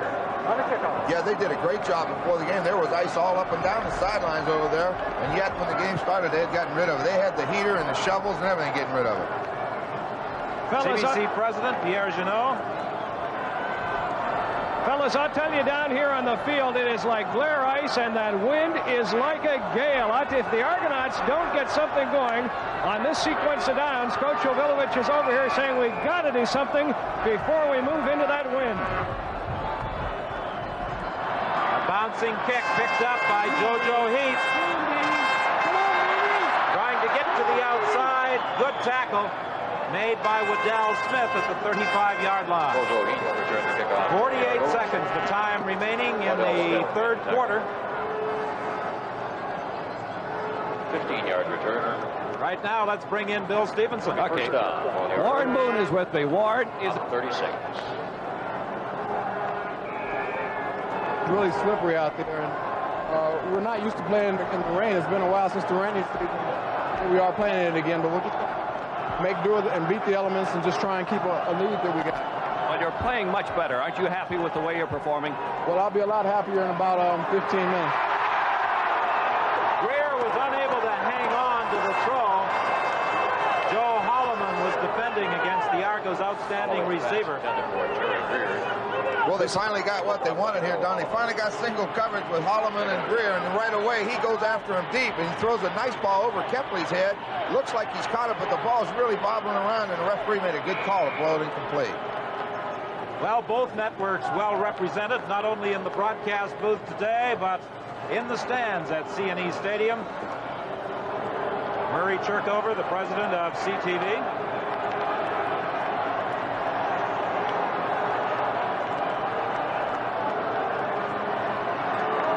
Sideline pattern. Cedric Minter, and he goes out of bounds at 49. That is not a bad play. When you take Greer across the formation and he becomes a second receiver, you have Tolbert, Greer, and Minter, the three speedsters, all on the same side of the field. That's about the best you can get. First down. Gain of 13 on the pass to Cedric Minter with 2 seconds remaining in the third quarter. Jan Carinci came into the ball game. Dave Newman went out. Gary Hayes almost made that mistake I was talking about, coming up from the inside to make that tackle and giving Minter that sidelines. The screen to Terry Greer. He's going to throw it again, looking for Minter. It's picked off by Mike McLeod at the 25-yard line. It's also a forward pass out to Greer, and I think the referee called it. It's an illegal forward pass, I believe, Don. Pass by Greer was intercepted by Mike McLeod for the Eskimos. That's the call.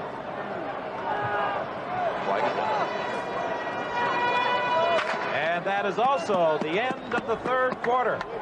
So after 45 minutes of play, the score is Edmonton 26, Toronto 14. And great forward pass naturally declined with the interception by Mike McLeod. Starting the fourth quarter, Edmonton take over 1st and 10 at the 25. Ryan Fryer up to the 30-yard line, a gain of about 5 yards. He's stopped by Harold Woods. Good block, Lumsden. One of the interested spectators this afternoon, Ken Taylor, the Canadian Consul General in New York. And of course, he's the former ambassador to Iran. I had the pleasure of meeting this gentleman a year or so ago, and he is an avid sports fan. It will be 2nd and 5. The ball just across the 30-yard line.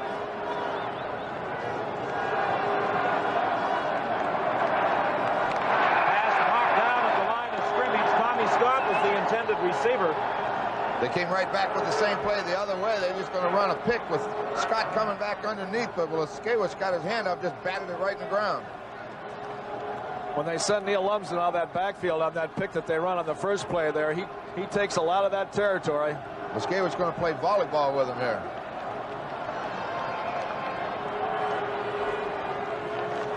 He was open, too. It's a good thing he got his hand on it. Newman and Carinci are back for the 3rd down punt by Hank Olisic. Watch if Olisic gets this thing up in the wind, how far it goes. Well, he is certainly capable of getting it up there. Newman fumbles the football. Who's got it? And as the Argonauts prepare to go into this wind on offense for the first time in the fourth quarter, Condredge Holloway just told me before heading onto the field, he says, look, I don't know if I can even throw into this wind. We're going to have to go extremely short. There is no way we can use Tolbert and Greer in any kind of a deep pattern. That's an interesting observation, Brian, because they did throw that short pass to Tolbert and took advantage of his speed for their touchdown in the second quarter.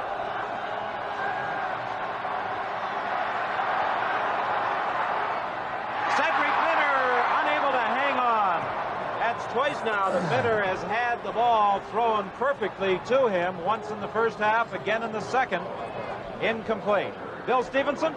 Jim. He has been having a standout season. Jim, number one, is that ball really tough to hang on to? Yeah, it's pretty tough hanging on to the ball. You know that the first man's going after you, hold you up. The second man's trying to strip the ball. So the best thing to do is just grab onto the ball with 2 hands, get as many yards as you can. I think I lost the ball on trying to get a second effort. So I'm going to stop doing that, just go for what I could get and go down. Thank you, Jim. Thank you. 2nd and 10. The Argos are at their own 38.5-yard line. Holloway does not get a chance to throw. He's buried by David Boone and Dave Fennell. You know, twice, Don. And he's hurt. You know, twice in the first half, each team was very fortunate when a blitz came that they got the screen out there. Today, watch this one. When Gary Hayes sees that motion away, he runs all the way out underneath the receiver, and they can't throw the ball. Plus, he had Fennell on top of him. That's enough to scare you.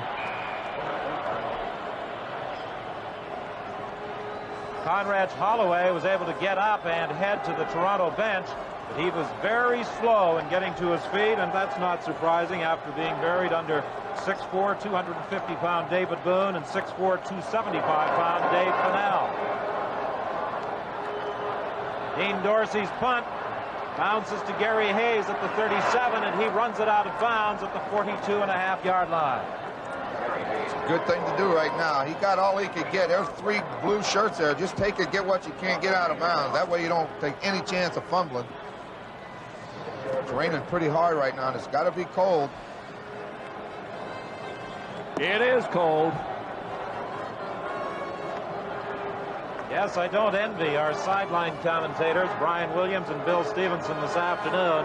Cold and wet at the respective benches. Both teams taking advantage of those warm benches, those propane-heated benches that have been specially installed for this game.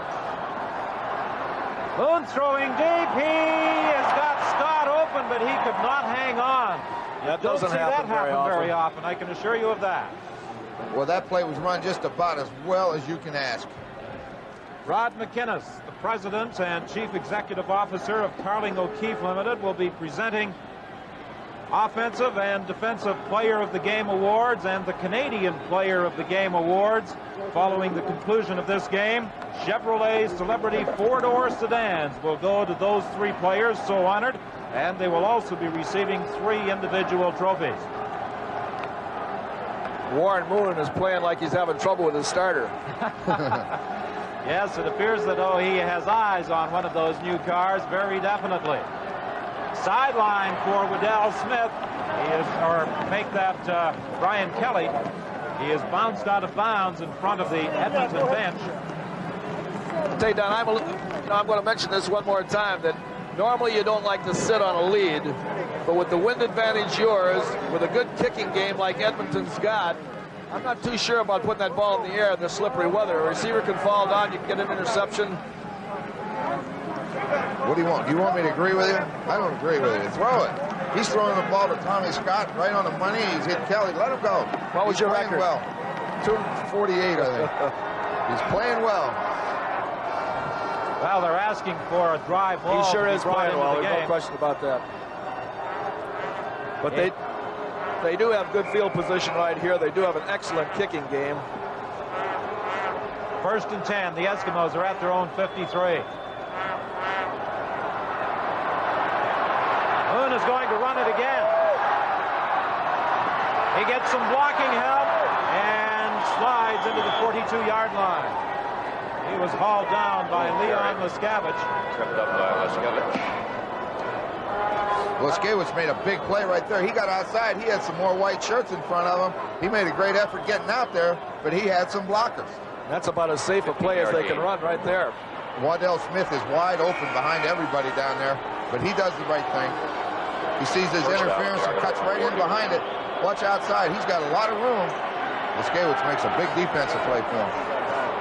Not much doubt that Warren Moon has been the outstanding individual on the playing field this afternoon. He has also run for 91 yards in addition to passing for nearly 300 yards. Neil Lumsden off tackle has a gain of about 6, stopped by Rusty Olson. 26-14, the Eskimos in control of this ball game now in the 4th quarter. 10:30 is the time remaining. Bob Obilovich and his Argonauts and the flames of hope among Toronto supporters in that first half, but in this second half, the Eskimos have been in control.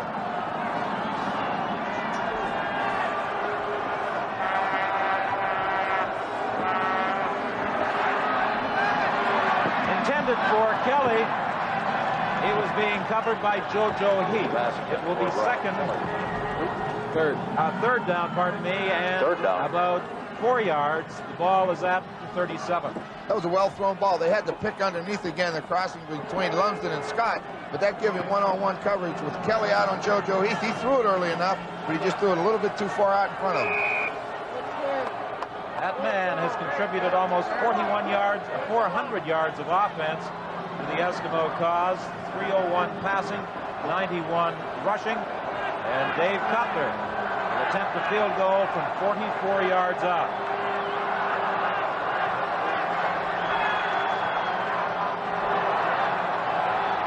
It's good. And it's now a 29-14 ball game. Cutler's field goal is good. As Dave Cutler ties Don Sweet's record of 16 field goals in a career. This is Grey Cup 82 from Toronto. Well, they've just announced the official attendance this afternoon at CNE Stadium, 54,741. Some of them have already headed for cover. Dave Cutler number of Grey Cup records in addition to numerous CFL career records. Holloway throwing for Greer. Greer had turned inside initially, tried to swing back the other way, and it's incomplete. Yeah, Conridge had trouble throwing that football. What he told Brian was probably right. He's going to have trouble throwing that ball very far downfield, but he's going to have to do it. They can't afford to just mess around with those 6-7 yarders now. They've got to make some big plays. 9:16 is the time left in the football game. 29-14. The Eskimos leading the Argonauts. The Argonauts need something rather quickly, I would say. 2nd and 10 from the 35.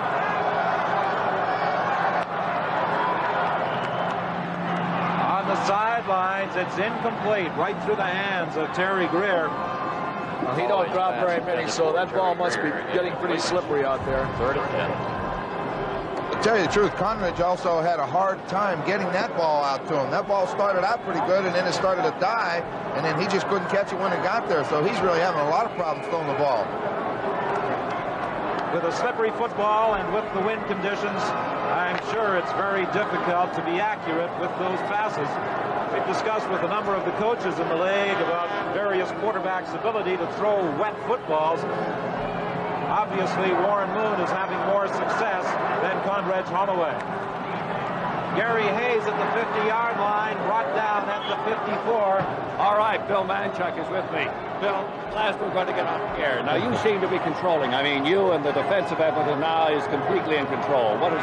Well, we knew we had to, and we weren't getting enough pressure on him in the first half, and we straightened that out at the half, and now we're getting a little more pressure in containing Holloway. That's the key, I think. With a 29-14 lead, you seem to have it well on hand. It's looking good.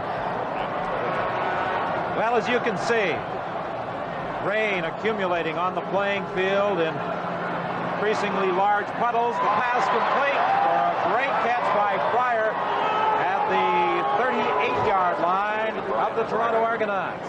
That's the same play they run again, and this is a perfect throw. Watch Brian Fryer. He's going to take the inside release. Now he tries to just get in behind, and the ball is just thrown just perfectly over the defender. He makes the catch, gets out of bounds, and they're down inside again. I can't help but think that Edmonton team must be getting pretty excited about now to think that they may finish out Huey Campbell's career in this style. That's what you want right there, Leo. That's what they want. That's what it's all about from day one. 1st and 10 for the Eskimos at the 38. They go inside with Germany. Good hole. Another first down to the 25-yard line. Upset there by Harold Woods. Warren Moon's kept him off balance. You know, he throws on first down one time, then turns around and gives to Germany, and he went through a big hole in there. Well, a number of Edmonton players have gone down this afternoon. Ryan Kelly and Tommy Scott, they have rebounded to come back. Jim Germany attempted to wave off the trainer, but he appears to be in some pain. Oh, watch this. Not much to this. You blast them and we'll run. Boy, Bill Stevenson comes across, does a good job on the middle linebacker, and Germany hit it just right. Accelerated when the hole opened, made a big gain. Well, you know, Bill Stevenson has taken an inordinate amount of criticism this year about his play, but I think this has got to be the most outstanding game that he's played all season long. And when you talk about comebacks in the annals of sports history for any sports team, this has got to be one of the biggest stories of all time, the way this Edmonton team has come back all the way to the Grey Cup, and it looks like with just 7:37 that they're going to win it. Jim Germany missed the first half of the season with a broken leg, and he appears to be in considerable pain as he is carried off to that Edmonton bench. We certainly hope it is not a recurrence of the injury that sidelined him in a preseason game.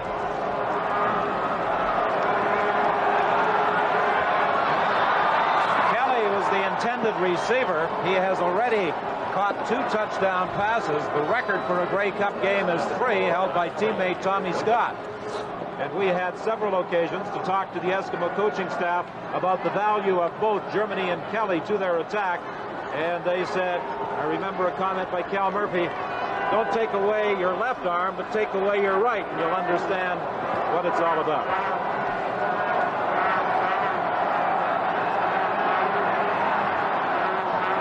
Sean Kehoe is brought down at an excellent defensive play. But you know, when you throw a screen pass, you like the receiver to be behind the blockers, not the other way around. He got a little bit too far out, and he didn't give his lineman a chance.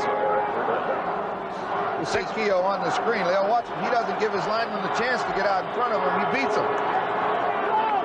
No, you got to get those linemen out in front of you, because a good linebacker will do just exactly what Jackson did. He'll measure that receiver. When the ball is in the air, you'll just go to him. You can't hesitate. Let that line get in front of you. You got to go to him right now and get it stopped before it gets started. A 33-yard field goal try by Dave Cutler.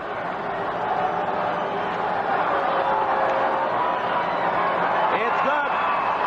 That's 4 of them in this ball game for Dave Cutler. And 18 now in his Canadian Football League Grey Cup career. And that is a record. I don't know that Cutler has ever won anything for his efforts in a Grey Cup game, but he's got to be a contender for one of these awards with his 4 field goals.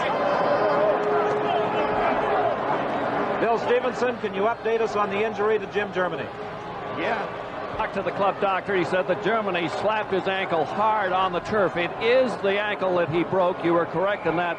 But the doctor says he does not think it is refractured. He thinks he's all right, although he's in a fair amount of pain. Well, with a 32-14 lead and 6:15 left in the ball game, I think Jim Germany might just remain on the bench for the rest of the afternoon. Incomplete. The pass intended for Terry Greer. It must be difficult now, not only for the quarterback to throw the ball, but for those receivers to make their cuts, Ron. Oh, it sure is. You saw he's running right in where all the water is on the field. He tried to come to the inside on the play that they had a lot of success with in the second quarter. But on that one, he was either slow, but the ball was behind him and low. So, not to detract from the performance of the Edmonton Eskimos, but I think the elements have taken away from what promised to be one of the most exciting Grey Cup games ever played. Well, one thing for sure, that first half sure was as good a first half of any football game, especially a Grey Cup, that I've seen in a long time. The Argonauts having much more difficulty coping with the wind and rain in this second half than the Eskimos. Complete to Terry Greer. He's got a first down after 50. Conrad Holloway had it on first down and come back and threw exactly the same play the second half and hit it. Well, Bill Stevenson and Bill Stevenson. Yes, and the big Bill Stevenson. I wish I had a little of his size. Bill, how tough has it been down there in the offensive line trenches?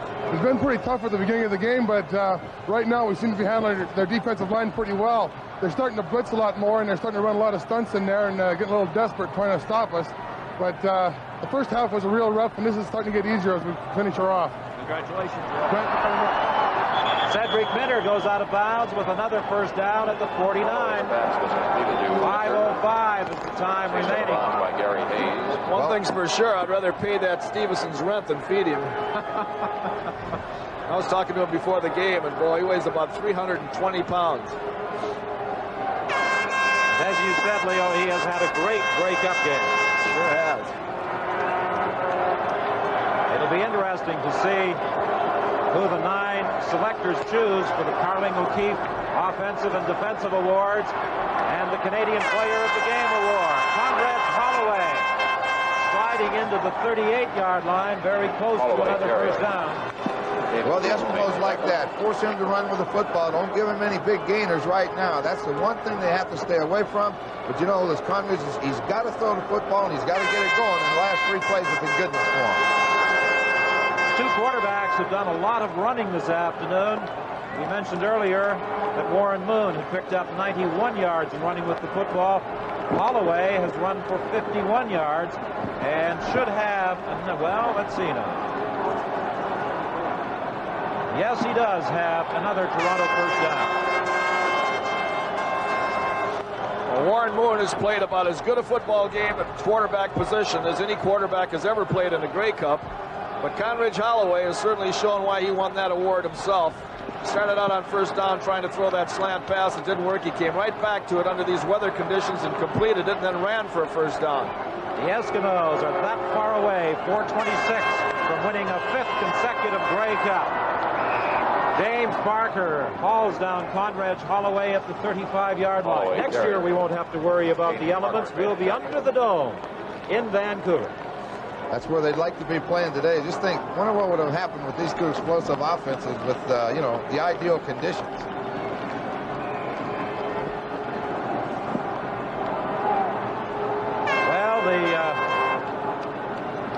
from Vancouver, BC Place.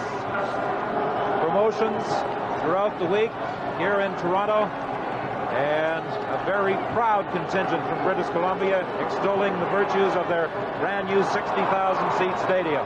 And you see how the elements are affecting the receivers as Newman slipped in attempting to look back for that throw from Holloway. He got out there where it looks like they have a new strip of artificial turf in there, and it just looked like when he hit there, he got good footing and fell over. Because he's been sliding around out there. They took the slant away from him and forced him to go to the outside that time, make him make the long throw. Well, it's third down. They're going to go for it. There's no question about that. With 3:32 left, no more kicking in the game as far as the Argos are concerned. 3rd and 7 for Toronto. Ball is at the 36. For Terry Greer, makes a great catch down at the 15-yard line. You could see it coming. You knew he was going to throw it, and he threw it in there. That's a great throw. It is a great throw, and it's a gutty play. It's a must play if they're going to keep this drive going. You go straight back, and it's just a post pattern.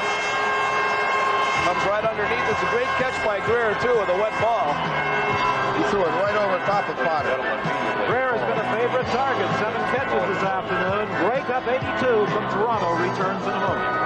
3:08 is the time remaining in the game. 1st and 10, Toronto at the 14 of the Eskimos. 3:03 the time left in the game.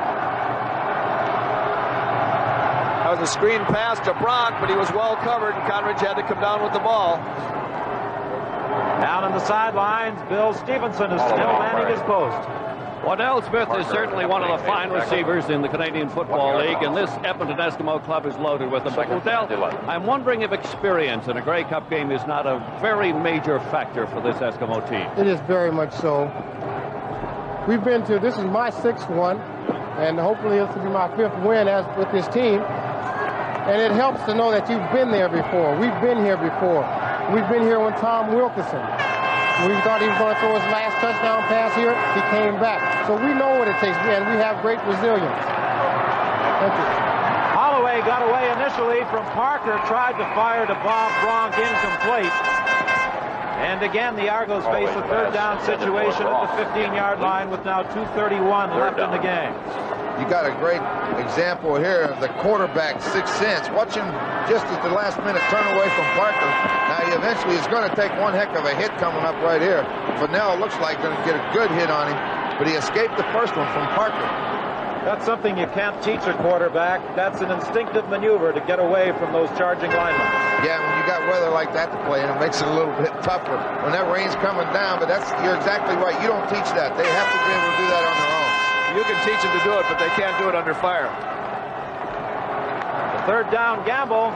Cedric Minter, the receiver, waited for some blocking help. It did not develop, and the Argos will give up the ball on down. 2:23 is the time left in the game. The Edmonton Eskimos. What a dynasty.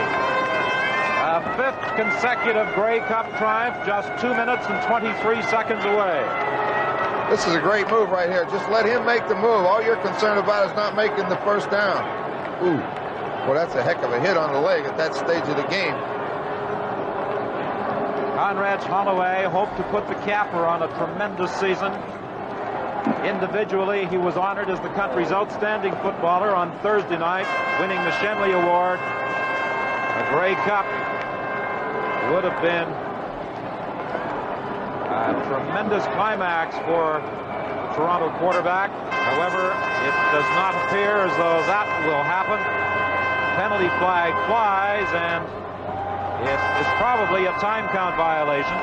I think that the Edmonton team are protesting because they said that the ball was wet and that they wanted to have some adjustment on the ball to dry it, and they ran out of time. I think they got a bona fide argument there. Well, it's now 2nd down. You lose 1st down. You saw Coach Campbell doing exactly what you said, Leo. He was talking to that official about that ball. Well, they have every right to have the ball dried in between plays, and that shouldn't take time. On 2nd down, Moon is throwing deep for Sinkar. Incomplete. What an an effort this young receiver made in going off his feet and reaching high for that ball. And he felt the effects of that collision with JoJo Heath, the cornerback. Well, he does take a heck of a hit. He gets in behind him, and the ball's thrown. He has to dive for it. But watch JoJo Heath come into the screen, and while he's in midair, he let him have it. That's a great hit.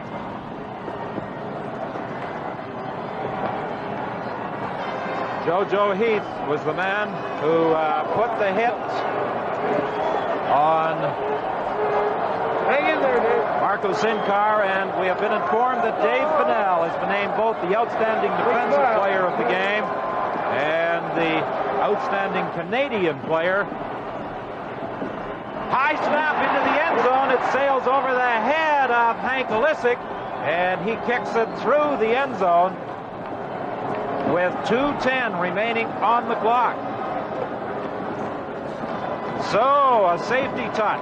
Well, he's going to give him 2 charged points, against the Eskimos. That is a 2-point safety for the Argonauts. Warren Moon has been named the outstanding offensive player of the game, and that does not come as any surprise. And he will be the recipient, courtesy of Carling O'Keefe, of a brand new Chevrolet Celebrity 4-door sedan. And Dave Fennell, in addition to receiving the car, will be presented with $5,000 worth of Panasonic equipment. So if he's a stereo buff, ladies and gentlemen, he is going to offensive player of the 1982 certainly have his choice of a lot of gear. Quarterback Warren Moon. Television sets, what have you. The outstanding defensive player of the game, Dave Fennell of the Eskimos. Well, Dave Fennell took an awful lot of criticism early in the season. Everyone was saying that he came into this season way out of shape and that he was one of the factors that didn't allow Kepley to play well because he wasn't keeping those offensive blockers off of Kepley. And to round out the season with this kind of a game and being the outstanding defensive player in the game is kind of a credit to the guy. 32-16 the scoreboard now reads with 2:10 left in the game. Following that high snap over the head of Hank Olisic and the safety touch, the Eskimos will be kicking off.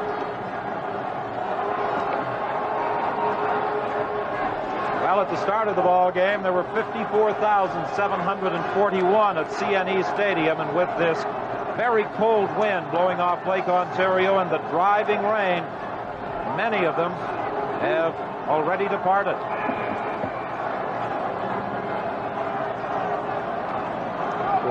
Well, Don, I did a thing on CFGM radio this last week saying that Hugh Campbell, his record is probably something that may never be tied again, and I'm not too sure who could ever do it. Well, the kick by Cutler sails through the end zone. They won't ball get a was point. not touched. That's right. No point, Don. You're exactly right. If that ball goes through there without being touched, you just get possession out at the 25, but you don't give up a point.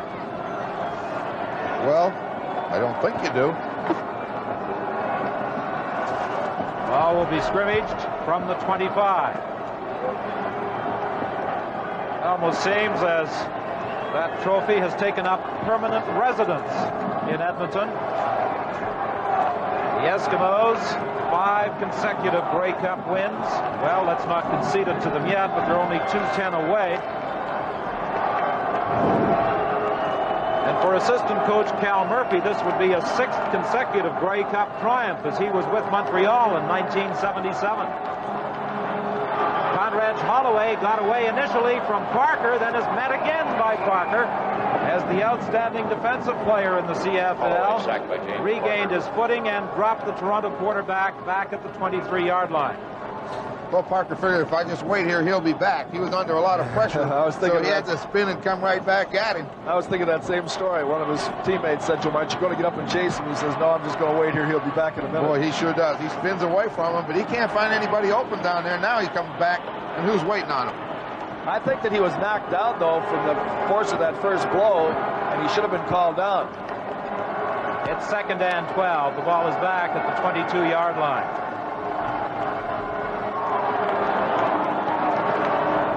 For Cedric Minter on the sideline. He gets one block, only gets out to the 32-yard line. And the Argos Eskimos will be forced to gamble again on third down with 1:36 now left in this football game. Looking back at past Edmonton Grey Cup triumphs, they defeated Montreal 20-13 in '78. Montreal again 17-9 in '79. They blitzed Hamilton 48-10 in 1980. And last year, after trailing 21 at halftime, came back with that late field goal by David Cutler for a 26-23 win over Ottawa.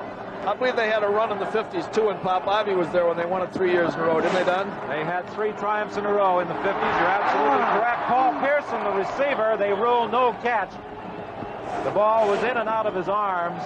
Contact made initially by Mike McLeod. Well, they have corrected the scoreboard here at CNE Stadium. As we said, no point on that kickoff by David Cutler. It went through the end zone without being touched. They had moved the board to 33-14, but have now corrected it to 32-14 in favor of the Edmonton Eskimos. It does not change. There was no point on that kickoff. Well, with 1:13, I think they'll run the football a little bit. I don't think they're going to put it up now, Leo. What do you think? I think probably Huey Campbell will be very satisfied to just run it out, and more or less as a tribute to the good job that he knows that Bob Obilovich has done, and not try to rub it in and get any more points to the board. I wonder if the celebration is going to be any different on this, the 5th, than it was on the 1st. I wouldn't think so. Neil Lumsden off tackle inside the 30-yard line. You know, we can talk about it, but he's won them all. This guy's something else with this football team. But, you know, he's won 5 straight now, but each one's different. You celebrate the same after each one. You don't care. He's still yelling out on the field like he's still in the middle of the ball game. Huey, it's all over, baby. Take it easy. Leo, one of the comments you made about Hugh Campbell, what an innovator and what changes he brought to the Canadian Football League. He certainly did. His style of defense has been copied by everybody across the country. His style of open offense has been copied by everybody. And as I said, the most firm form of flattery is imitation, and everybody in the world has imitated this guy. The game has certainly opened up with the arrival of Hugh Campbell on the coaching scene in the CFL. He had some talent to work with, but one of the keys, I think, to the success of any coach is being able to choose the right people, and he has certainly had the right people performing for the Edmonton Eskimos. Conrad Holloway has done a job for the Toronto Argonauts. Their future is still ahead of them. And Don, I think we ought to point out one thing, too, here while we're talking about it. He's done an outstanding job of selecting players, but he's also done an outstanding job of selecting coaches. He's had some fantastic coaches, and they deserve a lot of credit, too. 24 seconds now remaining in the football game as Jim Germany slashes for an Edmonton first down to the 20-yard line. Brian Kelly with 2 touchdowns this afternoon. He was hurt early in the ball game, managed to continue. Warren Moon coming off a Rose Bowl triumph to the Canadian Football League and immediate Grey Cup success with the Edmonton Eskimos. And now 5 Grey Cup rings will adorn his fingers. As we move into the final seconds of Grey Cup 82, the Edmonton Eskimos 32-16, and that almost certainly will be the final score as Moon lets those seconds tick away, and the game is over. The Edmonton Eskimos have attempted and have accomplished an amazing comeback in 1982 as they hoist a happy Hugh Campbell onto their shoulders. They were 3-5 at midseason. They won their last 8. Bob Obilovich turned around the fortunes of the Toronto Argonauts in 1982. He led them to a first-place finish in the East. Certainly nothing to be ashamed of. The Argonauts have rejuvenated football enthusiasm in Toronto, and this afternoon they simply lost to a better team on the day. One of the great experiences in sport, Don, is witnessing greatness, and we've been privileged to witness greatness in this Edmonton Eskimo football team. Warren Moon will be rewarded amply for his efforts this afternoon. He has been chosen, as we said earlier, the Carling O'Keefe Offensive Game Star, and will be the recipient of a new car. And Dave Fennell is named the outstanding defensive player and also the Canadian player of the game. He will also receive a new car and will also receive $5,000 worth of Panasonic equipment. And the Grey Cup for the 5th consecutive year will go to Edmonton. The top 2 quarterbacks in the country, Warren Moon and Conrad Holloway. One an individual triumph this week, the other a team triumph. And the other members of that championship Edmonton Eskimo squad making their way to the dressing room. And Warren Moon, the last man to touch the football on the playing field, will take it to the dressing quarters with him.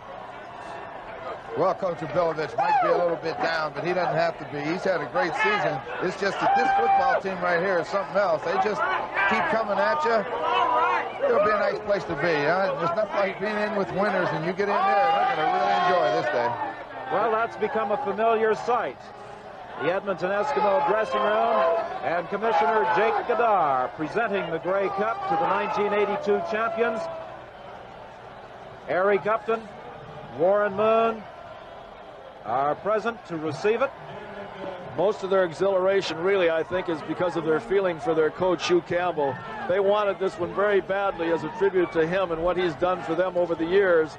Other than that, they'd walk in that dressing room kind of matter-of-factly because this is nothing new for them. This record 5 times in a row. 5 times in a row. Thank you, Mr. Commissioner.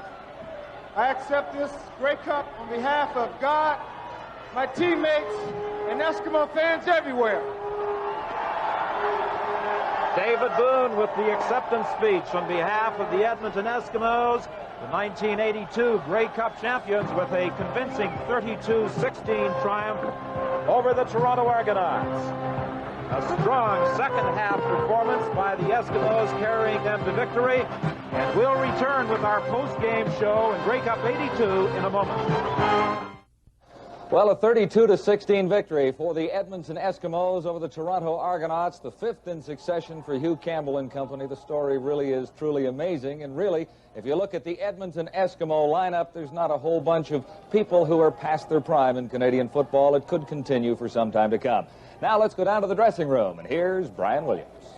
All right, thank you very much, John. Hugh Campbell, congratulations. 5 straight Grey Cups. A day of mixed feelings for you, though, I'm sure. Well, thanks, Brian. It sure is.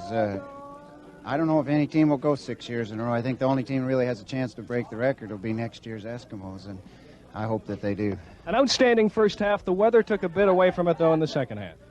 Yeah, it did. I thought both teams handled the ball very well until middle of the third quarter, so then it got pretty tough, and both teams showed some alertness. There were some real good fumble recoveries. We hear so much about that great Edmonton passing attack, and for good reason, but Germany and Lumsden played extremely well, I thought, this afternoon. And Germany, of course, the fellow that turned the season around. Well, our offensive line had a tremendous season, and I think they capped it off with this. I'd say, Brian, that it took a team effort, as we said earlier in the week, to beat Toronto. We kept the ball so much. We used up their whole wind quarter. They had the wind the third quarter, and we had the ball the whole quarter. And I think that what made the game kind of one-sided. Otherwise, it would have been a close game if they could have generated some points in there. So defense made them, 2 and out, and offense kept the ball, and the combination of that was what made us have success. And your experience, too. Ed Jones talked about it late in the game.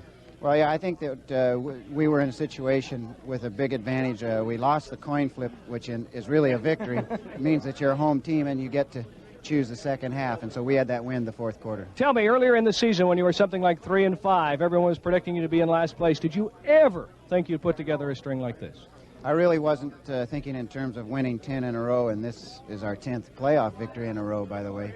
But I was thinking in terms of making the playoffs because we have an excellent football team, and if we could just get in them, I thought we could have a good Huey, show. Congratulations for 5 straight. Bill Stevenson standing beside us with a fella that, Bill, I think has won 2 awards here today. Dave Come on in, Dave. is with me, and Dave is the top Canadian, and Dave is also the top defensive player. Dave, take a look at the camera and show him the award from Carling O'Keefe. As a matter of fact, the thing about this, and the players are all giving you a bad time because there was a car for the defensive player, there was a car for the Canadian player, but as the double winner, you're only going to get 1 card and 2 awards. Do you know that? No, I didn't realize that. Well, that's you're just teasing, right? But I tease you. No, I really need 2 cards. Oh, you do? Dave, tell me this. You were picked for both of these awards, which is quite an honor. Was this your finest game? Well, things went well for me today, but as an individual, I'm only one of 12 defensive players on the team.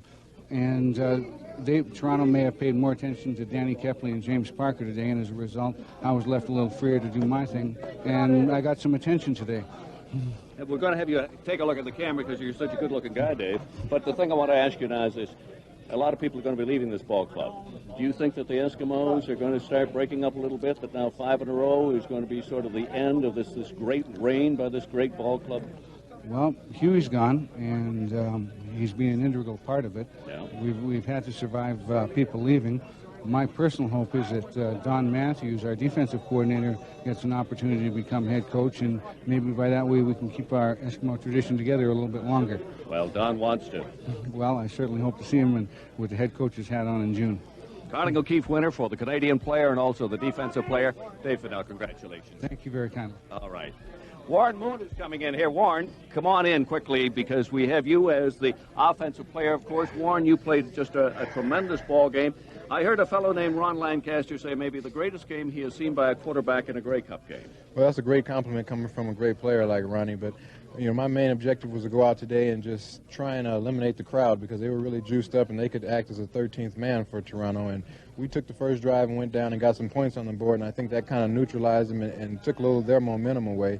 And we just executed very well today. The pass receivers did a great job of running the routes and made my job easy. All I had to do was lay it in there, and fortunately I was on today, and I thank God for the performance he was able to give me today. Tell me, was this one of the finest performances that you have played and that this Eskimo club has played, or do you rate it that well? Well, we've had some great games in the past, and I think this goes down as one of them, and I'm just glad to be a part of it all. You know, I feel I played pretty well today. You know, there was one pass I'd like to have back, the interception down at the goal line, but other than that, I'm pretty satisfied with my performance today. Warren Moon, congratulations. Thank you very much, Bill. Thanks a lot. Offensive player of the game. Hello. All right. Thanks. The Carnegie O'Keefe Award and Grey Cup 82 will continue in a moment. Back live in the Edmonton dressing room. Neil Lumsden, a little quiet here today. 5 in a row. Maybe you guys have been bored here? It was a tough football game, Brian. Toronto's a super football team, and you know a lot of people say that they weren't sure if they deserved to be here. They played an excellent season, and they played one heck of a football game. Ball control in the third quarter, I thought, turned it around. You denied the Argonauts a chance to come back when they had the win. Well, because their run and shoot is so exciting, I think we were able to... Hey! Anybody I know? No! All right. Hey, I was... Send that to $10 million, the bill, will you? No, I was just going to say that the run and shoot, we have to keep it away from their offense. And German and I on the offensive line, a little bit of ball control if we were able to. And Warren called the number a couple of times. And if he wasn't running or throwing the ball, he gave the task to us. Yeah, sure, now you give it. Well, you had a big afternoon, Neil. We have some tape of one of your runs here. I know it's especially nice to come back into this stadium as you're a Toronto native. Oh, without a doubt, Brian. It's exciting anytime I can come in, and especially after, you know, when I came in last. That run was just a great job coming off the ball. We needed a touchdown. Lucky enough to spin outside and get it over that big white line. Neil Lumsden, congratulations. Bill Stevenson standing by.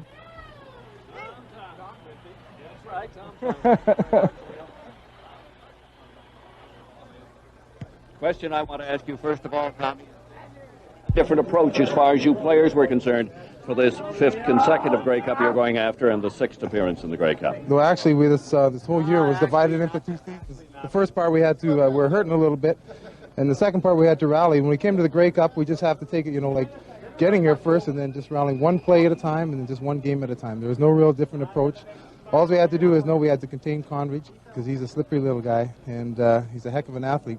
What about your thoughts, though? The fact that this was the last game that you're going to have under the head coach, Hugh Campbell. Well, we sit there and we think, you know, we sort of got together a little bit as a team earlier, and we figured that we want to do this for the coach. We also want to do it for ourselves because of all the adversity we'd gone through earlier this year. And so far, it's just turned out. Thank you very much, Tom Towns. Congratulations. And now let's go upstairs to John Wells. So the Eskimos met the Eastern Challenge once more. Their story remarkable in the dramatic world of professional sport. 5 Grey Cups in succession establishes another new standard in Canadian football for the soft-spoken Hugh Campbell, who now moves on to a new challenge but leaves behind an incredible legacy. And to Bob Obilovich and his Argos, thanks for bringing back the fun-filled atmosphere to the celebration of Grey Cup. To the victors, once more, a toast to a battle hard-fought and won. but there's little time to sit around and enjoy, for a new season is never far away. The next challenge comes from all teams who strive to take the trophy presented just a few moments ago. Next year, another Grey Cup in Vancouver. The weather report is already in. Conditions will be perfect in every way for next year. Because we move to a new era in Canadian football. We move indoors to BC Place. We hope you've enjoyed it today and that you'll join us next year for Grey Cup 83 Under the Dome.